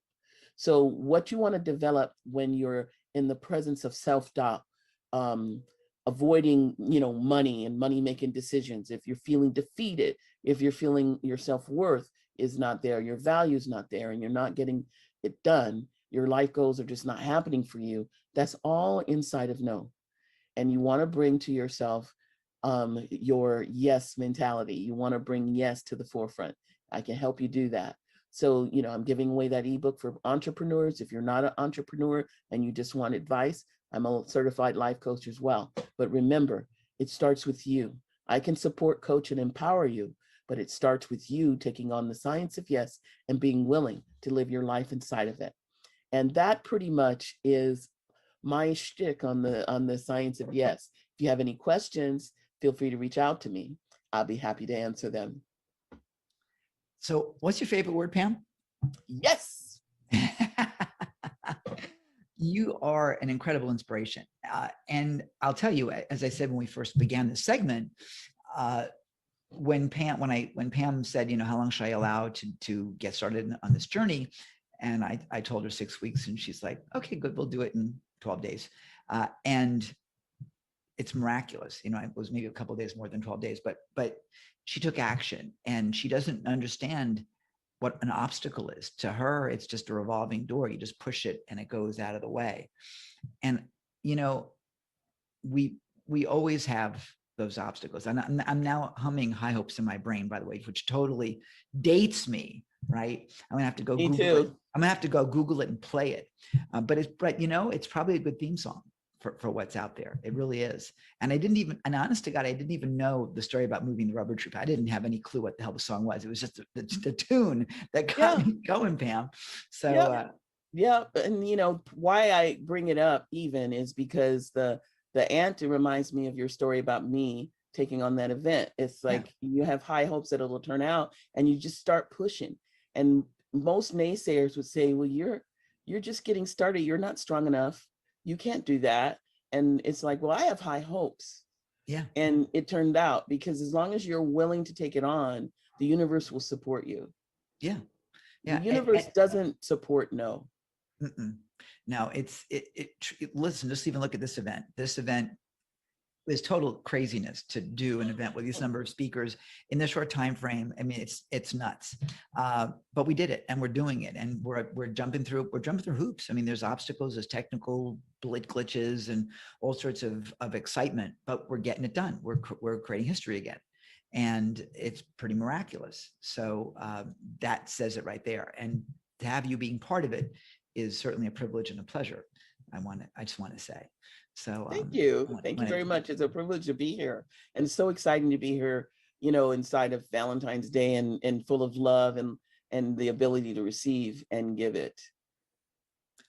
It's, when we first created World Love Week 6 years ago, and I've got to watch the time. We have less than a minute left before the next segment starts automatically. Our technology is working beautifully on streaming, which is terrific. I probably shouldn't have said that to jinx anything, but when we first embarked on this, the whole mindset was really, let's make the world a nicer, kinder place. And I was inspired by one person who created World Love Day, or actually Love Day at his place of business, and that was the guys at Mind Valley. And I was like, how can we make that bigger and better? And I was like, well, hell, love isn't about a day. It really should be about forever. Let's call it Love Week. I got the domain, and then we said, let's, World Love Week just seemed to work. So there we go. So Pam Heath, a pleasure and honor to have you with us. Thank you. Thanks for having me. You'll find, easy for me to say, you'll find Pam's gifts on the dashboard. Just click the link to go grab those. I recommend that you get them. And she used the word ebook, but I got to tell you, there's massive wisdom inside of that content. So go grab it right now, read it, implement it, and say yes. Pam Heath, thank you so much. I love you to pieces. Happy Valentine's Day. Thank you. Take care. Ladies and gentlemen, boys and girls, Ken Krell back again for another amazing session of World Love Week. And I got to tell you, I'm super excited about bringing this lady on because we worked together for the past, feels like 3 years, but it's only been like a month or so. And she is a master at what she does. She's absolutely incredible. She's the owner of Encore Elite Events and Speakers Need to Speak. And Danella Burnett is a creative force. And she is that with a passion for connecting experts to those that they serve through speaking and events, while she creates profitable visibility, and she does an amazing job of it. Through her connections, millions of dollars have been generated and tens of thousands of lives impacted through live events. Today, she's going to talk about love language and how to speak your way to wealth and get speaking gigs today. She is, as I said, a force of nature, and the events that we've done, the last event we did, our last World Love Week, our last, well, she was with me for the last World Love Week 6 years ago. The last, what was it called? Pride. That's it. Danella said to me, she said, Ken, you look really tired. I'm like, thanks a lot. But that's what happens when you're up and you're doing crazy events like this. When I brought this event to her, she said, you are on crack. What is wrong with you? And that's the kind of person I want to work with, someone who will tell you out exactly how it is. Ladies and gentlemen, my friend and my producer, not of this event, but of our next Pride again and our future Prides as well, Danella Burnett. Hey, kiddo. Ken, thank you so much for having me here. And you know, when you shared this event with me 2 weeks ago, I did say you were crazy, but you really are crazy in a good way, because your heart and your passion to serve is evident in all that you do. And you know, you're crazy, but if I'm attaching myself to you and I keep going along with the ride, I don't know what that says about me. So we're here getting we are in it together. Happy Valentine's Day to everyone, you know, and this is Love Week, and I'm excited to be here, and I'm excited to bring some value to this event, give some direction to some people who want to share a little bit more love in what I think is the fastest and most profitable way of getting your message out there, and that is through speaking and live events, which I know Ken believes in as well. So I'm honored for the opportunity to share a little bit with the viewers this evening. You're going to love this. And by the way, when you watch, some of you are watching this live right now, others will be watching it throughout World Love Week. So whether you're day, night, evening, morning, and remember, we are 24 hours. So for some of us, like for me, it's 12 noon in the afternoon here in Sydney, and it's super late in the day for those in Europe. So and this is how it even got crazier, because I was like, well, we can't screw Europe. We have to make sure they have reasonable time too. So we're running 24/7, about to set a world record, I'm sure, for the longest insanity event nonstop, such as it is. But here's what we'll do. I'm going to let you run with it for a bit. I'll come back and visit with you a little bit later, and I will see if I can't make myself look less exhausted when I return. No one else would know but me, only because I'm such a good friend, that you're a little bit tired tonight, but you have, again, done an incredible thing here. And, you know, for those of you who are here listening, you know, I want to give you a little bit of a backstory, kind of who I am and what I am and why I am so passionate about speaking and live events. So I'm going to go ahead and share my screen and talk about speaking. And I am a big believer that speakers need to speak and they need to get paid. So why am I passionate about this? Well, let me just tell you a little bit about who and what I am. And, you know, let's start off with what are some of the benefits and challenges of speaking. And if you were here with us live, you know, answer in the chat. If you're watching this in the live broadcast in the group, I do have that up beside me. So feel free to answer in the Facebook group, and I'll either catch it live if we're here in the broadcast, or I will definitely be looking for your answers, and let's connect throughout this week. So what are some of the benefits and some of the challenges of speaking? Well, you build authority, you get leads, you can get clients, you make money, get connections. You can leverage your time. Instead of talking with just one person, you're now talking with many. Just before me was one of the greatest speakers in our generation, a prolific speaker, and that's Mr. Les Brown. Now, obviously, speaking on a stage with somebody like Les, that I've had the privilege of doing in the past, that's going to build some authority. You know, when you speak, and whether it's now virtual or in person, you can get leads by offering people your services, inviting them to take your lead magnet or connect with you, text in for more information from you. But you can get leads, people who raise their hands and say they'd like more of the value you bring to the table. You can get clients directly from speaking. You can certainly make money from speaking in a variety of ways. When you're speaking, you're the one with the microphone, you're the one everybody's listening to. There are people who will want to connect with you. You can connect with other speakers, connect with other event hosts, and make amazing connections. And again, leveraging yourself from one to many. But what are some of the challenges to speaking? One, you've got to get good. Now, I have listened to many, many speakers tell me that they are natural speakers. I want to put that myth to bed right here and right now. There are natural talkers. There are people who are naturally more comfortable being in front of others. There are people who are more comfortable in sharing their point of view. But truly gifted, talented speaking, where you're sharing a point of view, where you're moving an audience, where you're creating transformation, where you're leading to a business or you're getting paid to speak, typically requires some coaching and or practice to get good. Become a master of your craft. And if your craft is speaking, then get the coaching, get the support that you need to get good on the stage and all elements of public speaking. Second challenge is finding the right stage. And we're going to talk a little bit more about that as this goes on. Making the right offer. And that could be a free offer that you're making. It could be inviting people into your world. It could be selling from the stage. It could be, if you're a paid speaker, making the right offer to those employees or associates of the person who's paying you to speak, right offer for them to buy into the message that you're sharing with them. And then, of course, following up. When you speak, you typically have to do a lot of follow-up. So how do I know some of what I'm sharing with you? Well, my name's Danella Burnett, and I do come from Atlanta, Georgia.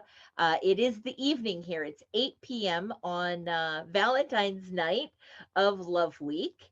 And wherever you are in the world, I hope that you've enjoyed your Valentine's and you have celebrated some love in your life today. I'm a wife and a mom. There's my husband, Lee, my daughter, Emma, my son, JB. And I am all in for events. I have loved live events and hospitality since the age of 9. And the reason I know that is it was the age of 9 where I fell in love with Julia Child. I had found her on television, and this was not like today where you could find the Food Network and different food shows on, you know, almost 24/7. I found her on television when you had bunny ears on the TV and you actually had to get up out of your seat to change the channel. I found Julia Child, and there was something about her, the lilt in her voice, the passion that she had for hospitality that literally spoke to something deep inside of me. And I have been in the hospitality space since then. Started working with a friend of the family who was a caterer when I was 15 years old.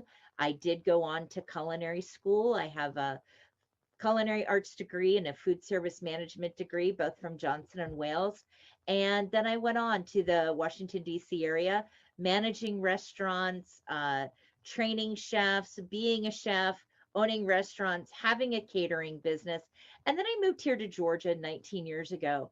And while I had done some event producing in DC, I produced a block long festival in Washington, D.C. We shut down the streets of D.C. and had our first Oktoberfest for a restaurant and a brewery that I was the assistant general manager of. We had done personal events. We had done weddings. We had done reunions. We had done corporate events. It was really when I moved here to Atlanta 19 years ago that I really stepped into the role of event producing. Personal events, nonprofit events, galas, corporate, community events. The largest event that I work on every year is with Simon Properties and 4th of July event for 175,000 people. Then about 10 years ago, we really stepped into the space of speakers and experts and enrollment, and I love it. Coaching, I have seen lives be transformed by phenomenal coaches sharing their expertise from the stage, connecting with the people they're meant to serve, and lives changing around the world.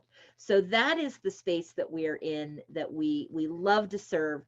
We produce multiple events every year, from 1 to 3 day events, our own as well as clients.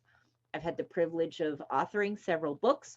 We have a new book coming out next month called Visibility with our speakers community. And we'll be featuring that at the event that I'm going to tell you about at the end of this broadcast. Serial entrepreneur, I have every dollar I've generated for the last 13 years has come through our company. And now I'm a speaker strategist and a speak to sell expert, helping speakers be profitable and monetize their opportunities on the stage. So this is the situation. This is the work that I've been in for the last decade. And as you can imagine, I went into 2020 with big hopes and a vision board, you know, that 2020 vision, if you will, and very excited for the possibilities. Just to give you a little bit of an idea of what my life has looked like the last 10 years, these are some of the live events that we've produced. We've been there with speakers, working with the Women of Global Change. You see Sharon Lecter. You also see the very recently late, great Frank Shankowitz of the Make-A-Wish Foundation. On the lower level here, this was actually our own event, our inaugural Speakers Need to Speak event in January in Atlanta last year. The great Monica Shaw. And as we continue to move forward, you'll see Laurel Langmeyer, Bill Walsh, Shelley Hunt, Araya McGarry, R.V. Robinson. You know, this is basically what my life has been like the last 10 years. Suzanne Evans. This was my own stage, the Speakers Need to Speak stage. Mark Usick, phenomenal hypnotist and mental speaking expert. T.R. Garland. This was at a big event that we did in Toronto in 2019. And this is what I'm used to. The speakers speak on the stage, and then there is the rush at the end where your audience has taken your offer. They want to do more with you, and they come to the back of the room where this was my place in the world, and they either sign up to work with you in more detail because they want to go further, they want to go faster, and they want to work with the speakers and the experts that we work with. So we went into 2020 with our arms outstretched and looking forward to an amazing, amazing year of live events.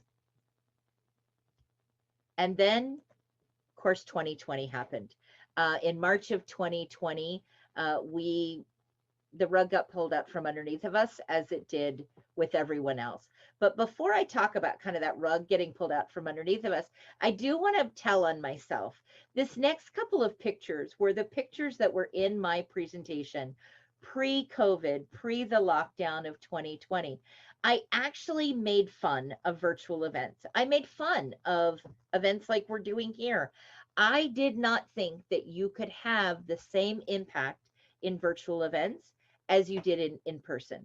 So everything that I spoke about was in-person speaking, in-person events, stages where you stepped up and you were live in front of the audience that you wanted to share with. Now, you can imagine I've had to change my tune just a little bit, but I want to share with you what I shared before the lockdown.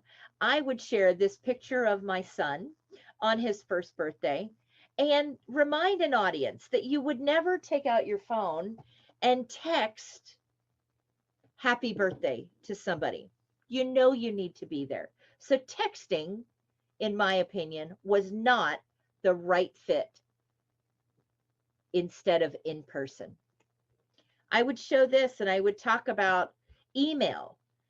We would never email an important question like, will you marry me? And for those of you in the audience, had that question come in the form of an email, would you have said yes? Of course not. So I would talk to an audience about how email doesn't get the job done either. You need to be in person.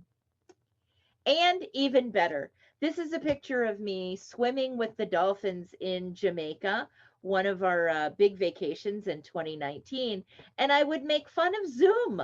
Can you believe that? I made fun of Zoom, that it was just as good as being there, right? Obviously, very sarcastic when I said that prior to March of 2020. And I would point out that, this is a great tool. And here digitally with you, these are great tools for connecting with people, for being efficient. But I did not believe that this could take the place of in person. Boy, have I been proven wrong. Because while I was ready to soar, and March of 2020, I wasn't sure where we were going to go.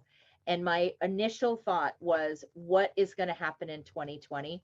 I am so grateful to say that as experts, as event producers, event planners, event experts, speakers, and event hosts, we have turned around and created the most incredible events in this virtual space. So these are the companies that we have now. Encore Elite Events is how we help national and international producers such as Ken have amazing and profitable events by supporting them to get their goals accomplished. Here locally in Georgia, we have Oakwood Occasions, which serves events, the community events we do on a local basis. My husband and I also own Linear Tent Rental, tents and events, which was the hardest hit very, very quickly in 2020. The weekend of the 13th through the 16th, we had $121,000 in cancellations in tents and tables and chairs, from the university graduation to golf tournaments, weddings, anything that you could imagine that people had come to us to get tents and events. Everything from March through May was immediately canceled over that weekend.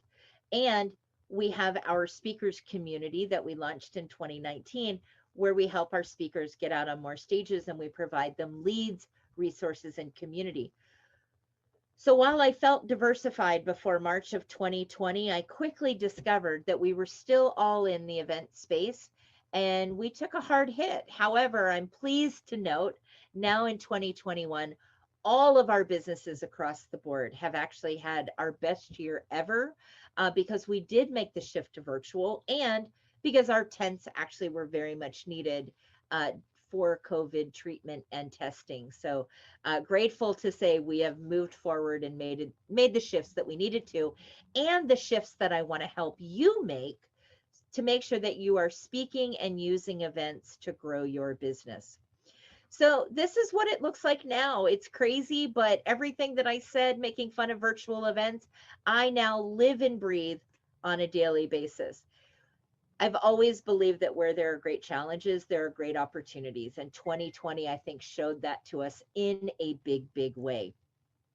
So speaking and events are still the answer. So this is what it looks like now. That's my office. I now have multiple computers set up, multiple laptops. Here we actually have me speaking right next to Mr. Brown, who spoke a moment or so earlier today, speaking with Les on a stage here virtually. Another event that we did, here's what it looks like. Here doing an event with Brian Tracy. Here we have an event, 2020 and 21 are actually so much better than they were before because there's more speaking opportunities than ever. You have social media live shows. There's been a podcast explosion, and there's even more live opportunities that you can share your message, share your brilliance, share what you want to with the world, and grow your business and have events. So I want to share with you, you know, I often have speakers come to me and they go, how do I find speaking opportunities? So I'm going to share 5 free ways for you to find speaking opportunities here in the virtual space. And so you might want to get a pen. This is a great time to get a pen and a piece of paper. And while you're getting that, I'm just going to peek really quick and see if there's any comments over here on the Facebook page. Great. Hi, Charmaine. Hi, Michelle. Glad to have you here. And Michelle says 2020 wasn't lying about being the year of clarity, and you are absolutely right in that. So while you've gotten your pen and your paper, I'm going to share with you 5 free ways that you can find speaking opportunities. And again, if you have comments, feel free to put them in the chat, and I will check on that periodically because I love to answer questions and make sure that you get the resources and the tools that you need. So the first way for you to find speaking opportunities right here in the virtual space is to take a look at your network. But what I mean by your network is all the areas that you're connected to, and not just professionally. Maybe you are connected to your children's PTA. Maybe you are connected to alumni associations or business associations. Maybe it's your networking groups. Maybe it's your personal, the hobbies that you have. Maybe you're connected to associations or organizations. I would encourage you, and you can even look in your checkbook, like, where do you pay membership dues to? You know, is there a country club? Is there, you know, a local club that you're a part of? Is there a national organization? What is your network that you are connected to, that you are a member of, or that you follow on a regular basis? Write down a list of all of those and then reach out to each one of them. See if there are speaking opportunities in those networks. Maybe you've never thought of speaking at your local chamber of commerce, or you've never thought of speaking to your kids' PTA. Now that there is this virtual opportunity, there are great opportunities to share doing a workshop, maybe for a group that you've never done one for before. Maybe there's speaking opportunities that you've just never taken a look at before. So your network could be filled with great speaking opportunities. So list all of those, reach out and see if there are speaking opportunities in your network. Take a look at your past. Pull out your calendar from 2018, 2019, even 2020. And if you've attended an event or you've spoken at an event, and if you ever kind of looked around at the audience around you, whether they were in front of you or beside you, and you thought to yourself, these are my people, I'd really like to share with this audience, I have something of value that I can give to them, then you want to reach out and find out, are they doing events now? Do they have an event on their calendar? Can you create an opportunity to speak to them? Can you speak in their social media, in their group? Can you put together a workshop? Do they have a larger event coming up? Do they have podcasts? So take a look at your past in order to fill your calendar for the future. The third is collaborations. Now, what I mean by collaboration and why this is different than network is a collaborator is someone where you share the same audience, but you serve them in a different way. For example, I speak to speakers, authors, experts, event hosts, coaches. I speak on speaking. I speak on producing events. I don't speak on books, for example. So a good collaboration for me could be anyone who's in the book space, like a publisher or a ghostwriter or a coach on books, or somebody who helps market books. Anyone on the book side of the business, that's a great collaboration where maybe we could do something together, or I can invite them to speak to my audience of speakers, authors, experts, event hosts. And if I offer for them to speak to my people, they're likely to offer for me to speak to theirs. So those collaborations where you share the same audience, but you serve them in a different way is a great opportunity for collaboration. That one tip alone could easily keep your calendar filled for the foreseeable future. Look at all of those people that, other coaches that either have events, you can do swaps on social media, you can do swaps on stages, but you collaborate in ways that you work together to even better serve the audience that you share. The fourth way is social media.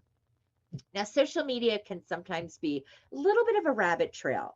So I do encourage you to be really purposeful in the way that you use social media to find speaking opportunities. One, you can post on your social media. Make sure every once in a while on your LinkedIn profile or your Facebook profile, in the about section, it should say that you're a speaker and what kind of speaking opportunities you're looking for. So when people go research you on social media, they see that. You can also post your speaker one sheet every once in a while on your social media postings so that people see what your talk titles are, what you want to speak about, what value do you bring to a stage. You can also use social media to look at their calendars to see what events are coming up. You can, and you want to be in the social media where your audience is. So whether your audience is on Instagram or Pinterest, LinkedIn, Facebook, or now Clubhouse, that's where you want to be. And I'll touch on Clubhouse briefly. It's become all the rage in the last month or two, to be on Clubhouse. You literally can create your own stage on Clubhouse at any time by opening a room. Open a room with a great topic, a great title that's going to share what your topic is about. You might even have invited some other people to moderate that room that speak on the same topic, and you literally have created your own stage. You can do the same thing with Facebook Lives or LinkedIn Lives. I now host 2 Clubhouse rooms every week. One on Mondays at 7 p.m. Eastern called Podcasts and Events, Grow Your Audience, Authority, and Profits, and one on Tuesday nights at 8 p.m. Eastern called Speakers Need to Speak. It's the name of my speakers community, so I'm getting that word out there. But then we pick a topic that's relevant for speakers, and we invite seasoned and starter speakers to share their point of view, get feedback, get tips, and I frequently invite other event producers and other event experts to give valuable feedback to speakers. So I've created those 2 stages weekly by creating a Clubhouse room that's interesting to the audience that I want to serve. So social media can be a great way to find or create your own speaking opportunities. And I do also, I mentioned before, but can be a little bit of a rabbit hole and take up a bunch of time. So you do want to be very purposeful in what you do with social media and speaking opportunities. I'm going to look really quick and just refresh before we go to number 5, see if we have any questions for those first few requests on the Facebook page. Great, not just yet. If you do have questions, feel free to go ahead and put them on the Facebook group right underneath this broadcast. So number 5 is research on Google. Now this too can be kind of an opening for rabbit trails. So you want to be really purposeful in the way you do research on social media. I like to remind everyone that speakers need to speak, but they also need to get paid. So I like to use the acronym SAIL. So if you'll write down on your notes, number 5, the acronym SAIL, I'm going to tell you what those 5 things are for me to do a great keyword search to find speaking opportunities using Google. So I think speakers need to speak, but they also need to get paid. So the first S stands for speaking opportunities. And you want to use some variation of speaking, speaking opportunities, or speaker as your first keyword when you do a Google search. I have 2 words for audience because I believe using 2 descriptors of your perfect audience is just going to get you a more targeted search and better results that you can then follow up with to find speaking opportunities. Whoops. By now, if you are a speaker, you should have a laundry list of words that describe your perfect audience. If you don't, this is a great opportunity to do that. You want to use adjectives and nouns that describe your perfect audience. So in my case, it's men, it's women, it's professionals, it's speakers, it's experts, it's coaches. You want to have a list like that as well. And when you're using this Google method, you want to use 2 words. So if you want to speak to millennial professionals, or you want to speak to male dentists, or you want to speak to women corporate executives, using 2 different descriptors of your perfect audience each time you do a search is just going to get you a better result in that first page or 2 of results. And then the next time you do a search, you can switch up those words. The 4th is location. Now, right now, everything's virtual. You might say, why do I need to put in a location? Well, the location can still be important for 2 reasons. One, your product or services or programs might serve a local audience. So the location might be important to you because you want to be speaking more so to a local audience. Maybe you want to expand nationally. Maybe you want to expand into another state. Maybe you want to start speaking internationally in this virtual world. I have found that event hosts still have the greatest amount of influence in the area that they are in. So the location, even though the event may be virtual, the audience is still likely to be more centered around the location of the event host. So if the location matters to you because you either want to grow into a new area or you want to stay in a smaller geography, the location is important. And of course, as we move on this year and we move, into hybrid and we move back into in-person events, that location can still be very critical. So you do want to have a location in there, and it might be your city, your county, your state, the country. It might be international. So that location will again help you just get better search results. And number 5 is the event type. Maybe you want to speak to smaller groups and you like a more intimate or workshop style presentation. In that case, you would want to use words like meetup or workshop or networking group.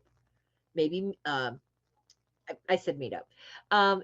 Maybe you want to speak to larger audiences. And if that's the case, you want to use words like expo or conference, live event. So the event type, using that terminology, will also help identify the kind of event that you're going to speak at and what's going to come up first in that search. Now, this can be a very time-consuming task. This could be something that you could delegate to a VA. This could be something that you use a service like ours to do for you.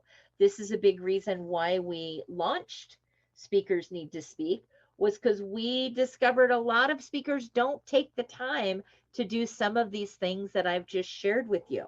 These are all free ways to find speaking opportunities, but they are things that will require time, either your time for somebody on your team, or time that you outsource to someone else. And you may have noticed that virtual is at the speed of fast. And so whether you're using these free techniques or you're getting some support in getting out on speaking gigs, you want to work quickly you want to work systematically, and you want to work consistently, because that's what will keep your calendar filled. One of the reasons that we launched Speakers Need to Speak was, we were constantly putting speakers into our own events or into our clients' events, and we would have speakers coming back to us and saying, "That was great. Can you find me another opportunity?" And we paused for a long time because I didn't know about putting speakers into other opportunities.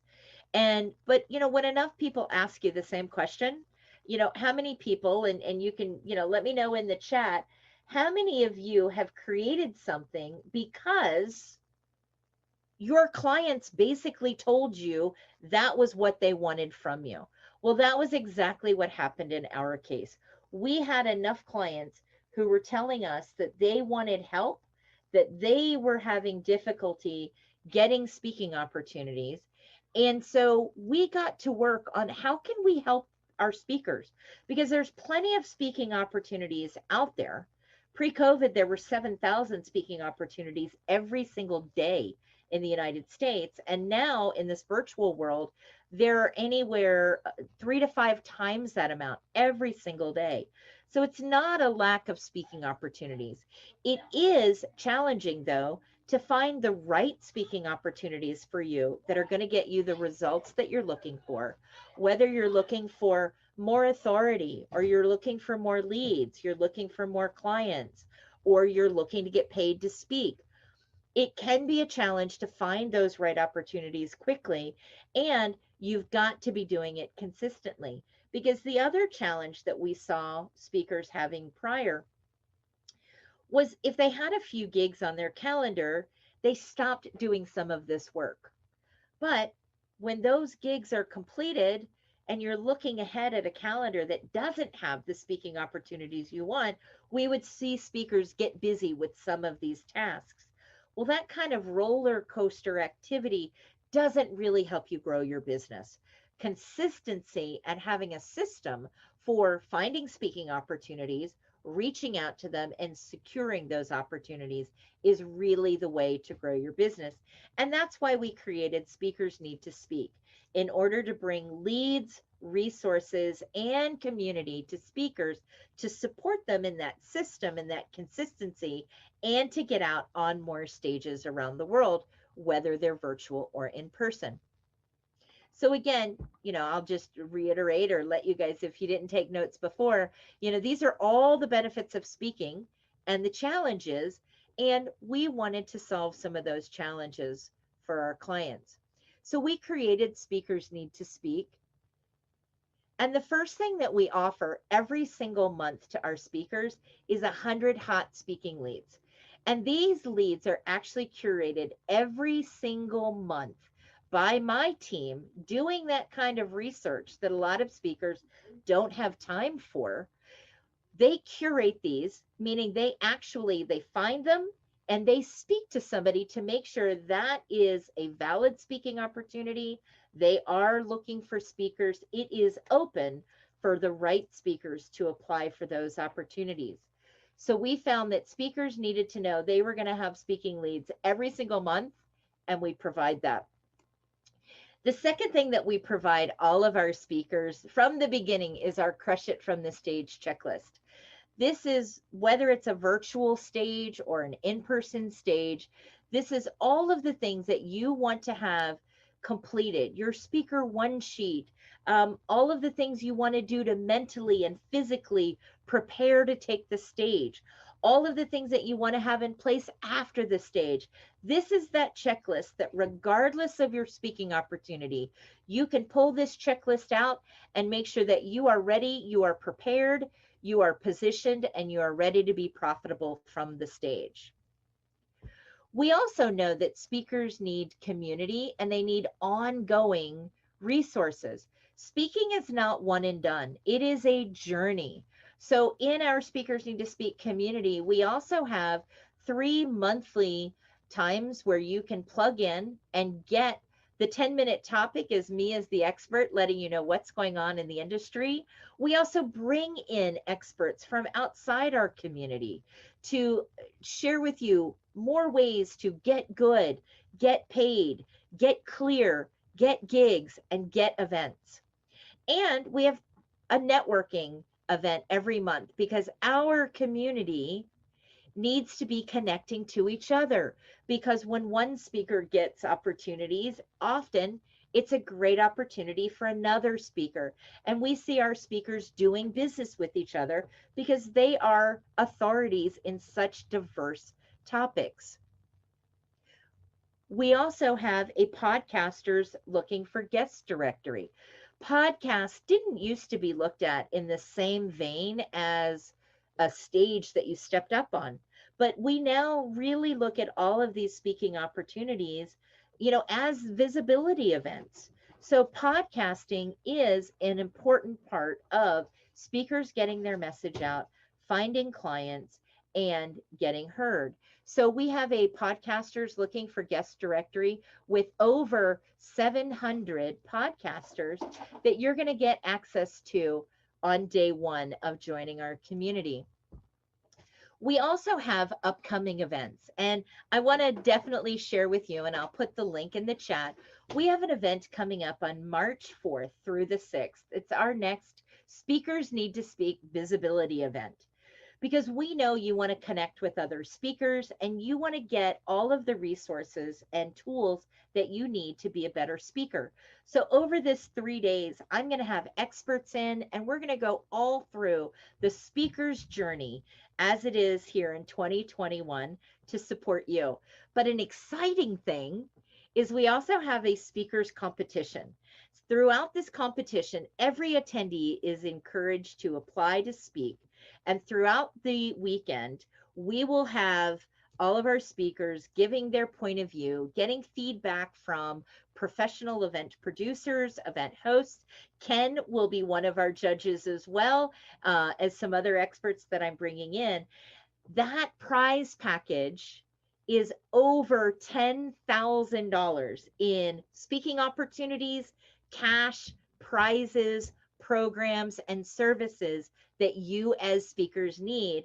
And if you join Speakers Need to Speak, you're going to get automatic upgrades to VIP, and you're going to get invited to our Speakers Need to Speak visibility event.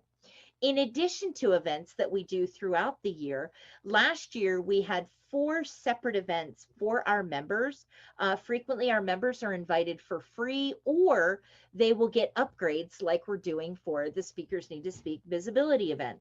We just had a workshop a couple of weeks ago where I had experts like Jim Britt, Blue Melnick, Suzanne Evans, the actress Kim Coles, and several others that came in just to speak to our community, and it was free of charge for our members to attend, because I know you not only need my expertise, but in order to continue to grow in your speaker's journey, you need access to the top of the top industry experts around the world, and we bring you that.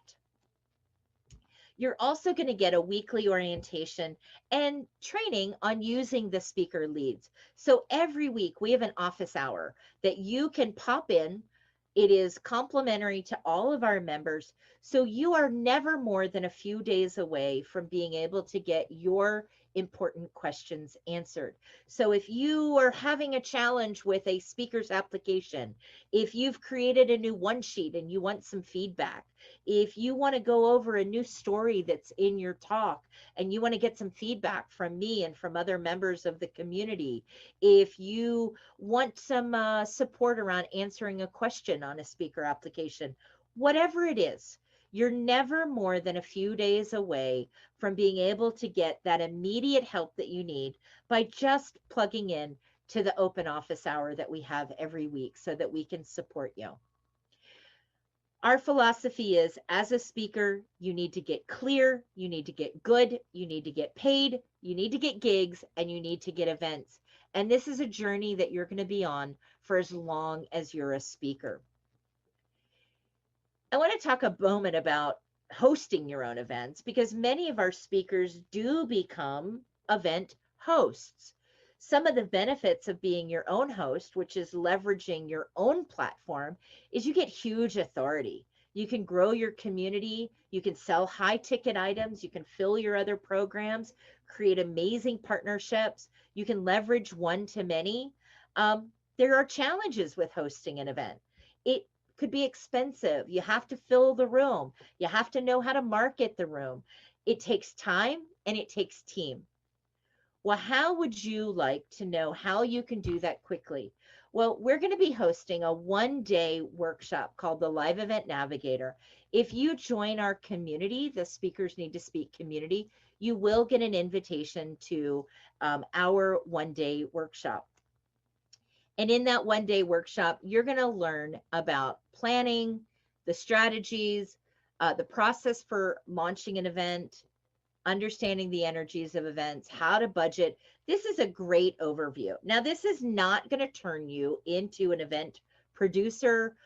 What it is going to do is make you an educated event host so that you can move forward with your own event without losing your shirt or losing your sanity. Well, we're going to be doing, and I'm going to skip over this. I wasn't sure I was going to show this presentation, so I didn't update this. We will be scheduling a new one of these in April. So by joining our community, you'll obviously get our new date, and we're going to offer you a ticket to that workshop as a gift when it's planned in April. So if you're ready to get on more platforms, to have the right event experience, and possibly make money with live events, I would ask you to join me in this virtual world. The fastest path to making money with events, speaking and hosting, and join us in Speakers Need to Speak. I've already shared with you a little bit about what our Speakers Need to Speak program includes, and it is easily valued at over $4,000. But because you are here with the World Love Week, if you go to our website right now, you'll see that Speakers Need to Speak is $9.97 per year. And we also offer it as a $99 a month. But because you're part of World Love Week, I'm going to put a link in the chat, and you're going to be able to get this for $797 for the year, $200 off our annual pricing. So instead of $9.97 per year, it'll just be $7.97. You're going to get a full year. I'm going to go through these next that are a different link.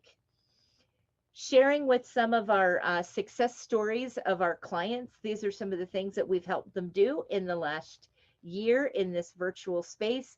You can see booking events, hosting their own events, speaking at other events, and generating large sums of money, getting great new clients. And there, just last month, we booked our speakers into 105 speaking opportunities alone. So again, these are the benefits to Speakers Need to Speak. We're also going to give you a ticket to that Live Event Navigator, and we are going to gift you a ticket to the upcoming Live Event Navigator and our upcoming Speakers Need to Speak event. So that's been a lot of information I've given you in the last 49 minutes. I'm going to look really close and see if we have, thank you, DK. He tells me that our last workshop was awesome. He was there with us with those experts. And I'm going to see if there's any other comments here. And I see Ken has just joined us again. I never left you. I was listening. I was just off camera. No, you have an amazing community, and a number of our speakers actually during World Love Week have come from Speakers Need to Speak as well, and they're wonderful people. I know DK is one of your members, and he's one of my favorite people too. He's actually been featured at some of my events. So you do have a great community, and if this resonates for you, then you should go ahead and grab the link to go ahead and do. Did you give everybody the link yet, Danella? I'm actually putting it in the chat in the Facebook group right now. Okay, awesome. And what we'll do also, it will be on the dashboard on the page that you've got, and I think Charmaine's getting that in place for you now as well. Fantastic. So you guys will be able to have that also. I recommend it. No one goes on my platform, just so you guys know. No, and when I say guys, that's a technical term, that's generic for human, just so that no one feels offended by that. In any event, I don't put anybody on my stage that I don't recommend, that I don't feel comfortable with. And if I don't have personal experience with them, then it's a very strong referral. So that, because again, your name is your bond in this business, and you truly need to stand behind what you do. So it's really important. Just as Danella recommended this event to her speakers, I recommend, and not as a tit for tat, but because truly we want to hang out with the right people. Think about the communities that you want to hang out in. We talk about World Love Week and the idea that love really is a great way of doing business. Well, taking care of the people that you work with is important. You know, when I approached Danella about actually doing some joint ventures together, because her community is a perfect community to be trained on what I teach during our Pride events, which is how to produce ridiculously irresistible digital events, which frankly Danella does a lot of for me, because as you know, doctors should not heal thyself. Lawyers should not lawyer for thyself. So those that are professionals in this business will bring on people to do the legwork, that so that they don't have to focus on mechanics, they can focus on delivery. Very important distinction there. My attitude about a presentation and about an event is that if I'm going to deliver the content, which is what I teach you to do, you need someone that can be there to make sure that the actual mechanics of the event run super smoothly, so you can focus on your audience rather than, gee, where's that video? Where's that audio? Oh my gosh, the chat's going down, you know, or the website crashed, or whatever the heck it could be, you know, or wait, the speaker didn't show up, you know, which has happened before. So I got to tell you that to have what I consider a partner to work with you on that is golden. And so I have that in this a beautiful woman that you're looking at right now, who has really been there. Yeah. And I can tell you that when you choose a training partner, education partner, a business partner, if you will, and it doesn't mean an equity partner per se, it means someone that you do something together with to reach a common goal. Having that person of like mind is critically important. And, you know, we can continue to have the, you know, the accolades for each person type of thing, but we talk so much about right fit audience, and the term audience is another technical term. Having the right fit people to work with, the right team, for example. So right now, while we're here in the front of the camera, Charmaine, who's on my team, is taking care of some of the back end stuff, and she's doing it with a headache. So everyone send healing energy to Charmaine, because she's been putting in a lot of extra hours, and she makes things happen. That could not happen without, again, the right fit. So whoever you work with, have that right fit go on, and choose your communities wisely, because the right community will raise you up. The right community will support you through your journey. I can tell you that our Safari community, for example, which is my high-end coaching program, when they heard about Zor's interest in helping people in his home country of South Sudan, help him bring solar to them, they were like, how can we help? How can we help? Which is how this event took place.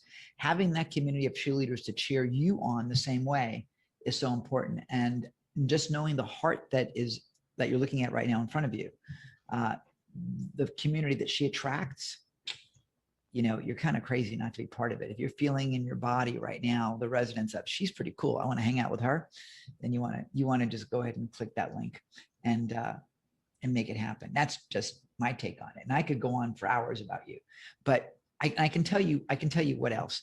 So if you take a look at the ROI of what you do, of training and development, and you can just shut me up whenever you want. This is really your time, Danella, but you know, you got me going, girl. You got me going. If you take a look at the ROI of that, one idea, one speaking gig, one moment of time can change everything. And I got to tell you, your events don't need to make you a lot of money up front, but the connections that they bring to you can make you lots of money over and over and over again. And that is a huge case in point. When we ran, and some of you are seeing, when we finish the segment with Danella, we will be showing more replays, some great replays of our Opportunity Fund event, which we had last year, Well, that event, while it didn't make a fortune, it provided a valuable service and kickstarted an entire new career for me worth millions of dollars, literally millions of dollars. And more than that, refreshed relationships with people such as Les Brown, who's coming on with us live during this week at what is this week? World Love Week. Yeah, there we go. You know, and by the way, being real with your audience is so important. So having that connection with so many other speakers and so on, and being part of that community really makes a humongous difference. And even if it's just nothing more than making a great friend, what's that worth to you? Well, sharing your brilliance, I know that I spoke a lot about business here, but honestly, sharing what's on your heart and you have a passion about and the way that you serve the world is sharing love. I mean, it's a perfect tie into this week.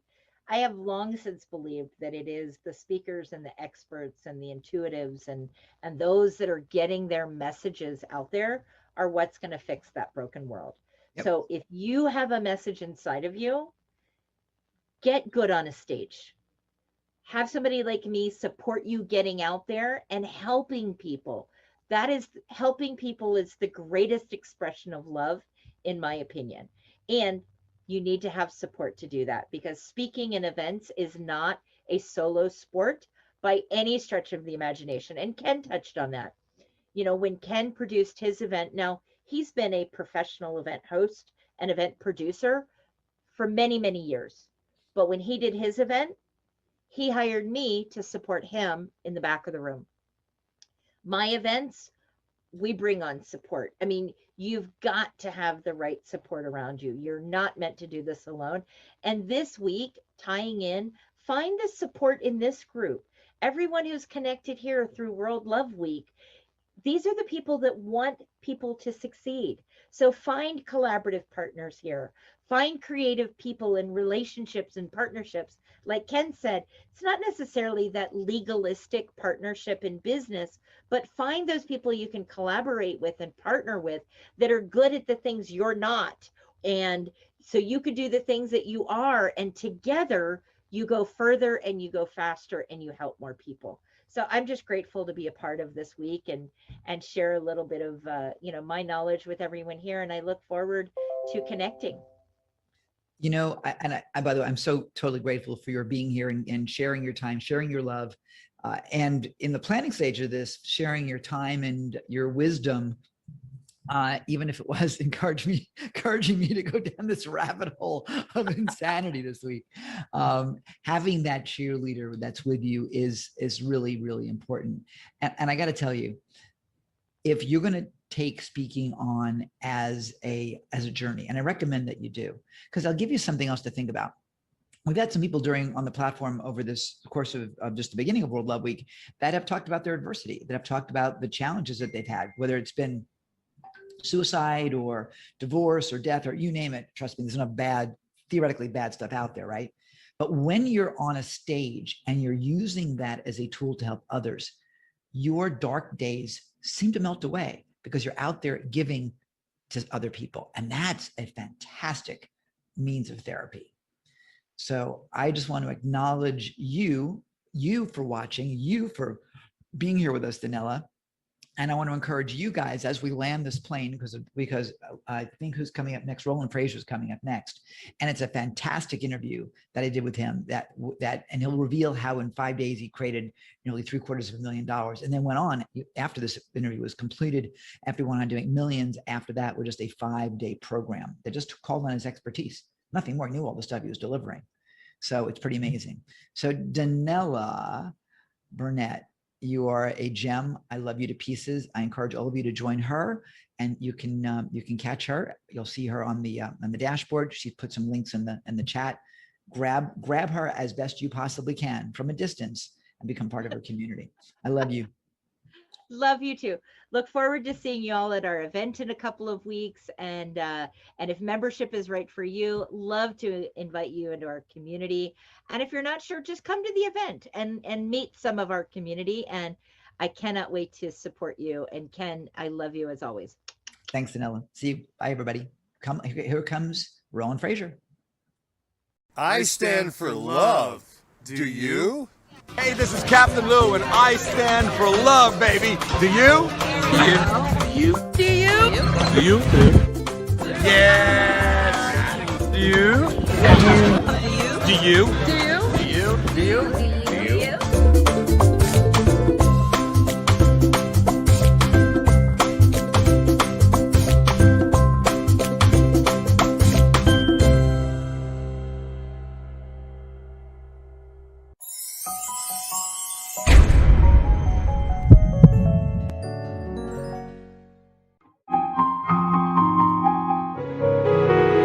On time, I got to tell you that we have an amazing human about to join us, and it is a pleasure. That's a professional speaker talking. It is a pleasure to welcome the incredible, the amazing, the one, the only, the legend, Mr. Les, Amy Brown's little boy. Mr. Brown, how are you? I'm blessed to be in the presence of your greatness. How are you? I'm thrilled. And is that a rainbow behind you, Les? Yes, absolutely. Rainbows are good luck. I'd say so. Yeah. Well, we've been planning this for a while. And so what do you got to say for yourself? We're talking about opportunity and making a new beginning right now. What do you see going on right now in the world? It's the best of times and the worst of times. And we have a choice. A lot of people are filled with fear. When fear shows up, one or two things happen. The majority of people, they look at fear, they listen to all of the advertising and the promotion of fear, and they run. But there are few people like you and the people that listen to you who face fear and rise. And that's where we are. That's what we have to do, because in the midst of all that's going on, we're in new territory. But personally, all of us have been in new territory before. When you marry someone, you're in new territory. When a doctor look at you like a doctor did with me 27 years ago and said, you got maybe a few months, we'll provide for you palliative care. I was in new territory when they told me that I had cancer. And that's the most feared word in 7 different languages. And I had to find out how was I going to deal with that. So it's about focusing your mind. It's very important. The people that are listening to us now, and that what you espouse is that it's easier said than done. Don't focus on where you are. Focus on where you're going, and what is it you have to do, and who is it you have to be to become the person that you need to become in order to navigate the turf where we are right now. And things are changing rapidly in the midst of all the stuff that's going on. At the top, from our leaders, which is they're in a state of chaos, from the media, and we have to anchor ourselves. We can't look outside ourselves. We have to anchor ourselves and do things to train our minds, to develop a level of resolve, focus, and perseverance to get through this, because this has not come to stay, it has come to pass. That's well said. The challenge is like we're building houses on quicksand, is what it feels like. Absolutely. And the only constant is change. So we have to be adaptable. We have to be willing to accept. I mean, just putting this whole event together, same idea, and that adaptability is what keeps us sane. If the longer you try to the longer you try to control, it's sort of like what the beginning of Star Wars, when they said, the longer you try to hold on to us, the more will slip through your fingers. And I'm saying that so badly, but that's the way I look at it. So Les, how do you cope? You cope by not allowing yourself to make the choice to be consumed. And I said it's a choice. If you watch the media, you're going to be consumed with fear. But if you keep your eye focused on the things that you need to do to take care of yourself mentally, like when I got up this morning, I don't listen to the news. whatever you listen to the first 20 minutes when you get up in the morning, it affects the spirit of your day. So I listen to motivational messages to program my mind and set my mind the way that I want it to go, in the direction that best served me. Fear does not serve me. God has not given us a spirit of fear, but a spirit of power and of love and of sound mind. So I listen to motivational messages when I first get up. I review the goals that I wrote down last night, the 7 things that I want to get out of today. And I write down 7 things that I'm grateful for. And after I do that, then I take off and start working on my list, my agenda for my life. If you don't have an agenda for your life, you're going to be a part of somebody else's agenda. So this requires discipline and requires focus, because where focus goes, energy flows. And we have never been in this place in a variety of ways. Number one, yes, when we wake up in the morning, we're inundated with over 5,000 messages, various corporations and media competing for space in our minds. And so we have to take the position to be mindful and intentional to protect what gets in our ears and what we watch. We have the ability to choose the thoughts that we're going to dwell on. We can't control the thoughts that come into our minds, but we can control the thoughts that we dwell on. And right now, we have to be amped up and very dogged and determined to have an optimistic mindset and to embrace the reality that this has not come to stay, it has come to pass, and we will get through this. Yeah. Well, we're talking about opportunity the whole time, and it's about being adaptable. But while this is a bigger sea change than we've seen in a long time, it's not the only one that is out there. I mean, the virus piece is pretty significant. We're comparing it to the Spanish flu and those type of things, which no comparison. No comparison. Yeah. But at the end of the day, I think we've dealt in the minor leagues for all of our lives. Whether it's being in a car accident, or whether it's being in traffic on the way to work, or whether it's your kid breaks his leg playing baseball or whatever. All those things are part of adaptability. Yeah. And those are the things I think that give us the resiliency to be able to deal with something like this now. But you hit on something that I think is critically important, and that really is controlling what you can control. Yeah. And you can control what you do, and you can control not news. You can say something. That's the one thing about when we're on video, we can't always tell what someone's going to say or do. But what you're doing, Les, with writing down your goals and writing down your achievements and so on is really, really critical. I've been doing the same thing, and it makes a massive difference in your soul. And I also want to encourage, by the way, our watchers, our viewers, our listeners, start taking some notes, tweet out some of the things you're learning, and write down those takeaways, because you're going to want to use those moving forward.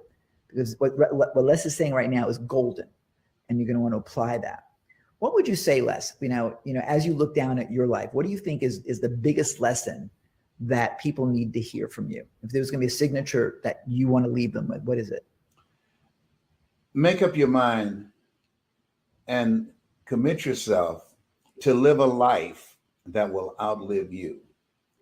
I believe that Mark Twain said the 2 most important days in your life is the day that you're born and the day that you realize why you were born. And when we decide to live a life that will outlive us, we know it's this thing called life is not just about us. Horace Mann said it another way. He said we should be ashamed to die until we've made some major contribution to humankind. And Ken, you are that kind of person.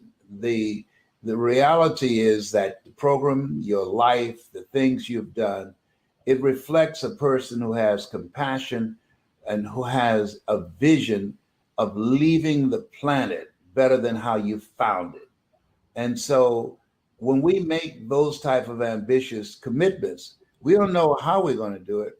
We leave that up to God. We do the best that we can, and God will do that which we cannot. But we, they say, how do you eat an elephant? One bite at a time. And so we find some place where we take a stand and we take a bite. It's true. Are you bigger than it, or is it bigger than you? Right. Yes. And I read something today that's very real. Make your commitment greater than your excuses. That many people are living a life of mediocrity because they have allowed their excuses to dominate them, to govern their behavior, to shrink their vision of themselves. Make your commitment more powerful than your excuses, because you can't fit a big dream into a small mindset full of excuses. Those of us that want to make a difference and to move forward and to grow through this experience rather than just go through it, we must be willing to commit ourselves to do the things today others won't do in order to have the things tomorrow others won't have. A lot of people are watching old boxing matches and old football games and baseball games and basketball games. My son, John Leslie, said, maximize your downtime. And he said, the reason they call it downtime, he said, that's when people engage in doing things that prevent them from going up. If we maximize our downtime, I've been working on my book for 22 years. I decided when coronavirus lockdown came about, I'm going to finish this book. And I got some help. I believe ask for help, not because you're weak, but because you want to remain strong, and ask for help and don't stop until you get it. So I completed it because that became my intention and my commitment, and I wouldn't allow anything to get in the place of that. The other thing is being consistent, that as we look at ourselves and look at where we are, we have to look beyond here and ask, where am I going? And who's going with me? The reason that most people never achieve their goals is because, from my belief, they have too many toxic, negative, energy draining people in their lives. And so you have to look at the people in your life and ask the question, who can I count on and who should I count out? There are a lot of people there when they need you, but when you need them, you can't find them. Mm-hmm. And so now you want to create and deepen your relationship with people that you know that you can count on, and create a mastermind or a team, if you will, of collaborative, achievement-driven, supportive relationships that can take you in the direction of where you're going. You can't do it today solo. Yeah, no, it's true, especially now. Especially now. We learn, I think, with this, that we're dependent on so many others, especially as we get of age. My mom is older than me. I'll leave it that way. She's watching. I can't disclose her age.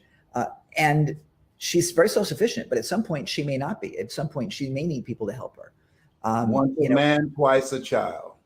Yeah, yeah. At 75, I'm not the man that I was when I was 25 or 35. 75, you lose some things. Betty Davis said, old age is not for wimps. That is true. That is true. It's interesting though. I think that as we get older, I think we do have some extra wisdom, and I think we also learn that it's not as important to wonder what other people think about us anymore. If you're watching and you're stuck in the what will they think, at this point, who cares? I read a book, Ken, and I'm sure you read it. The young lady's name escapes me, but the title of it was, What You Think About Me Is None of My Spiritual Business. Right. Right. And so I had to learn that the hard way.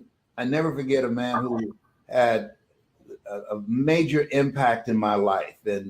And he was a mentor, and how people live their lives as a result, as you know, the story they believe about themselves. So when I was in the 5th grade, I was labeled educable mentally retarded and put back from the 5th grade to the 4th grade.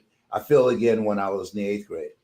And so here I am in my junior year in high school, went in his room looking for a student. And he said, young man, go to the board and work this problem out for me. I said, sir, I can't do that. I'm not one of your students. He said, do it anyhow. And then the other students started laughing, saying, he's got a twin, Wesley. He's Leslie. His brother is smart. He's DT. And he asked, what's DT? And they said, he's the dumb twin. And they erupted in laughter. And I said, I am, sir. And he came from behind his desk and he pointed at me. He said, don't you ever say that again. Someone's opinion of you does not have to become your reality. In that moment, he interrupted and created a shift in my thinking. Mama said, sticks and stones can break your bones, but words can never hurt you. That's not true. Words can hurt, and very deeply. But on that day, he interrupted my vision of myself, my self-explanatory style. On that day, he opened my mind up beyond the words that have been spoken to me in the past, beyond my mental conditioning, and it gave me a new vision of myself. And I think that where we are is that adversity introduces a man to himself. Where we are right now, we have the opportunity to let this define us or to define ourselves. When the doctor looked at me 27 years ago and said that I had terminal cancer, had a choice. And what he did was, which was so shrewd, he said, you have cancer. Your PSA is 2,400. 1 to 4 is normal. And it's metastasized to 7 areas of your body. And I smiled. He said, why are you smiling? I said, hey, 7 is my lucky number. He said, well, it's gone to your spine. And he said that all we can do for you is palliative care. And at the time, I didn't know what that meant. But what got me was, I asked him, can we get a second opinion? He said, yes, and you're ugly too. I said, you didn't just call me ugly, did you? He said, yeah. I said, man, that's not nice. I can't believe you called me ugly. And then he interrupted our laughter. We both laughed, and he said, and you got this. We determine the diagnosis. You and God determines the prognosis. You got this. You've got to make a radical change in your lifestyle, in your eating, your exercise, your mindset. You got this. You determine how long you're going to be here. And he gave me a watch with no hands on it. I said, what am I going to do with this? I can't tell time. This says to you, when you look at it, you determine how long you're going to be here.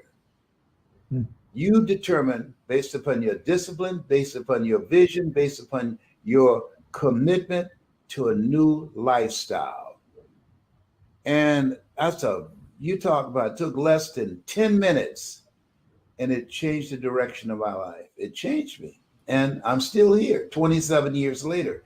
And so we determine in the midst of Corona, not Corona, we determine how we're going to come out of this. We've got to be mindful. We've got to do the things that's necessary to keep us out of harm's way. I just came from a business meeting, my first business meeting.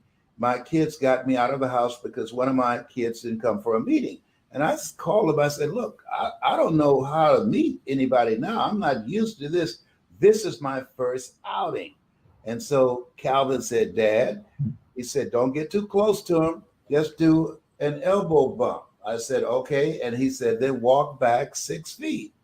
I said, okay. So here we are in the lobby of this hotel, the Renaissance Hotel, the huge hotel, only 6 occupants there. And we're seated 6 feet from each other. And we're talking about a business deal. Okay. I said, you know what? I'm interested in being in business with you, but I'm not dying to be in business with you.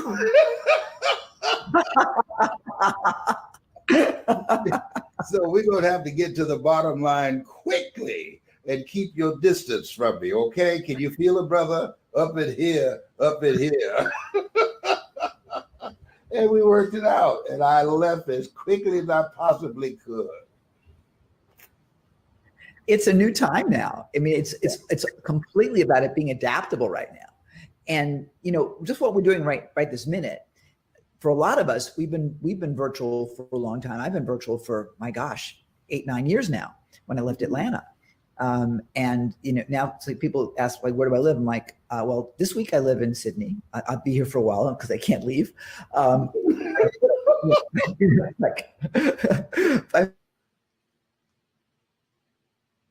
But really, but the funny thing is that when I will tell people that, I traveled the whole last year. I had a rollerboard and a backpack. That was it. And people couldn't understand that. They're like, but where's home? I'm like, well, right now it's here. It's this hotel. We have to be adaptable like that. We have to be willing to do that. And when the crap hits the fan, then yeah, we just do a Les Brown laugh. We should actually have a competition for a Les Brown laugh this weekend, guys. You know, I enjoy life so much. A lady told me, she came to one of my meetings, and I saw her. She looked familiar, but I wasn't sure.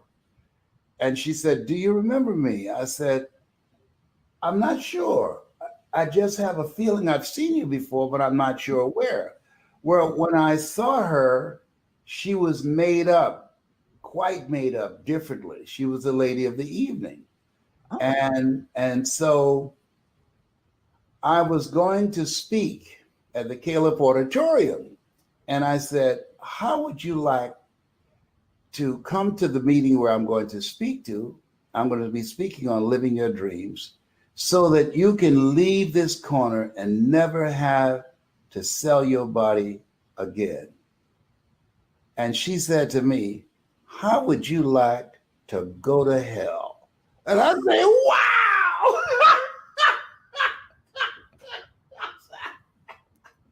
Oh my God!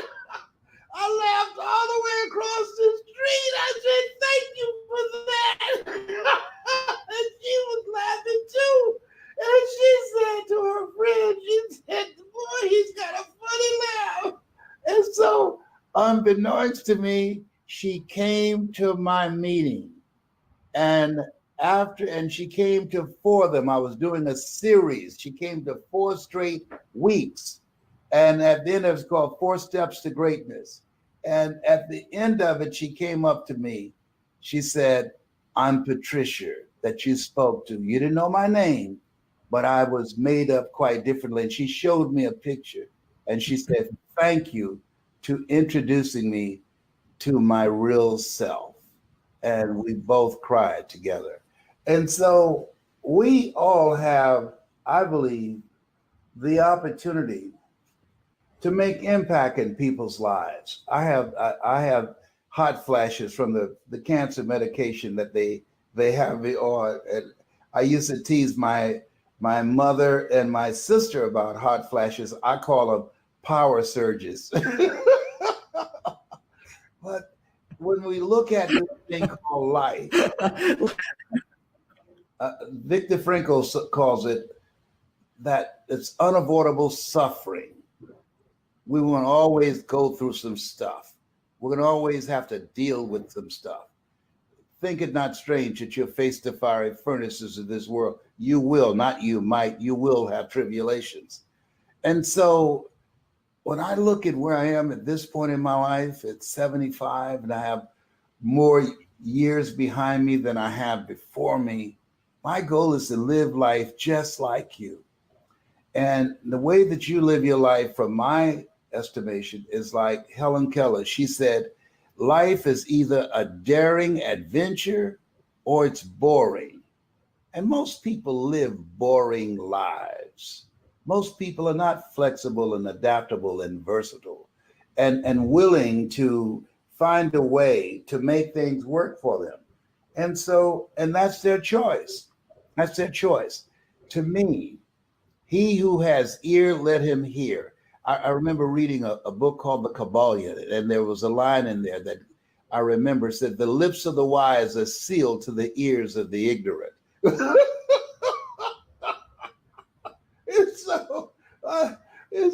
To me, I think that we have to be not just the messenger, but the message and how we live our lives. And this opportunity that you created, this broadcast, to interrupt people's thinking, to let them focus on themselves, to inspire them to go within rather than living their lives from without and being consumed with fear.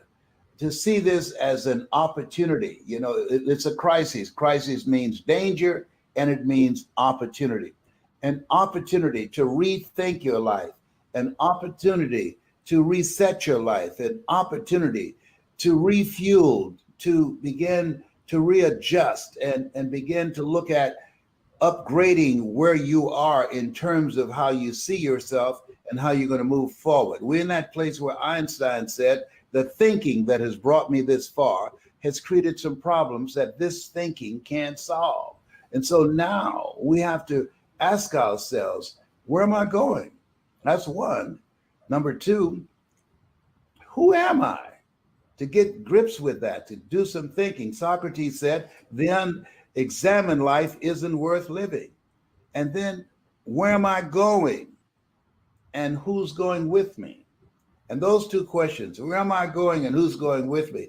And Dr. Howard Thurman, who was a mentor of Dr. Martin Luther King Jr. and Albert Schweitzer, he said, if you ever get those questions in the wrong order, you'll be in serious trouble. It's true. Yeah. And so this is a time we have to look at our relationships and ask the question, as Jim Rohn would say, what is this relationship doing to me? Am I growing mentally and emotionally and spiritually? Am I becoming a better person because of this relationship? There's some people that are always there when they need you, but when you need them, you can't find them. And so you have to ask, is this relationship an asset or is it a liability? Is this somebody that I can count on, or this somebody that I know I need to count out? I agree. And I think all of us kind of do too. It seems just recognizing the enthusiasm that we're seeing here on the chat that's going on the side, this conversation, like that's just nonstop. The Les Brown fan club is in the house right now. Okay. Oh my goodness. Oh yeah, absolutely. They'll want to like autograph the screen right now. Oh, thank you. But I will give you a little bit of feedback, Les, that you need to understand. And that is that you're still a youngster. Oh, I accept that. Yes. Just, you know, you're still a kid. And I was with a woman. Well, that's another conversation altogether. But I was with a woman who the other actually almost a year ago now, I guess. At that time, she was 107 years old. Mm. She is now 108. She's still going, and she's going. She has her little iPad, and she tells dirty jokes, and she asked me to marry her. She did. She marry her. Well, not because we asked not. Come on, dog. Hey, you know, I said yes. I said yes. Mm-hmm. And then 30 minutes later, she said, "Who asked who?" And I told her. She said, "Well, then forget about it. If you didn't ask me, then the hell with you." and you know, I said to her, Les, we are over time. They're keeping us to watch our time. But I asked her, said, "What's the best part of your day? What do you look forward to?" She said, "Waking up." That's right. Waking up. If you ask me how I'm doing, I will tell you it's the best day of my life. And the reason I say that, if you open your eyes and there's not a chalk outline around your body, it's the best day of your life. That's my story, and I'm sticking to it. I am with you. Mr. Les Brown, you are a treasure. You are an absolute treasure. And when everyone heard you were going to be with us, it was like, oh my gosh. So I want to tell you how grateful I am to you for being here. You know, you're a busy guy these days, and I'm thrilled to call you friend, mentor, coach. I felt a special connection with you when we met, and I'm so excited, and I'm looking forward to doing some things with you in the future. I'd like to invite your viewers to get my book. Go to I Am Hungry Les Brown. My book is entitled You've Got to Be Hungry. That's it. That's it. That's what I was waiting for. Yeah. So get my book. Go to I Am Hungry Les Brown. And we have over $500 worth of motivational videos that we download through a QR code in the book. So it's going to make a difference in their lives. And we're going to do some ongoing coaching with people who get the book. But I want to thank you so much for who you are and for your making the commitment, as I have decided to do, to live a life that will outlive me. And I know your mother's proud of you. Thank you so much, and God bless you. And to you too, my friend. Everybody, let's hear for Les Brown. Just so you can clap at home and you can pop it in. Mr. Brown, you're awesome. We will talk next week. Okay.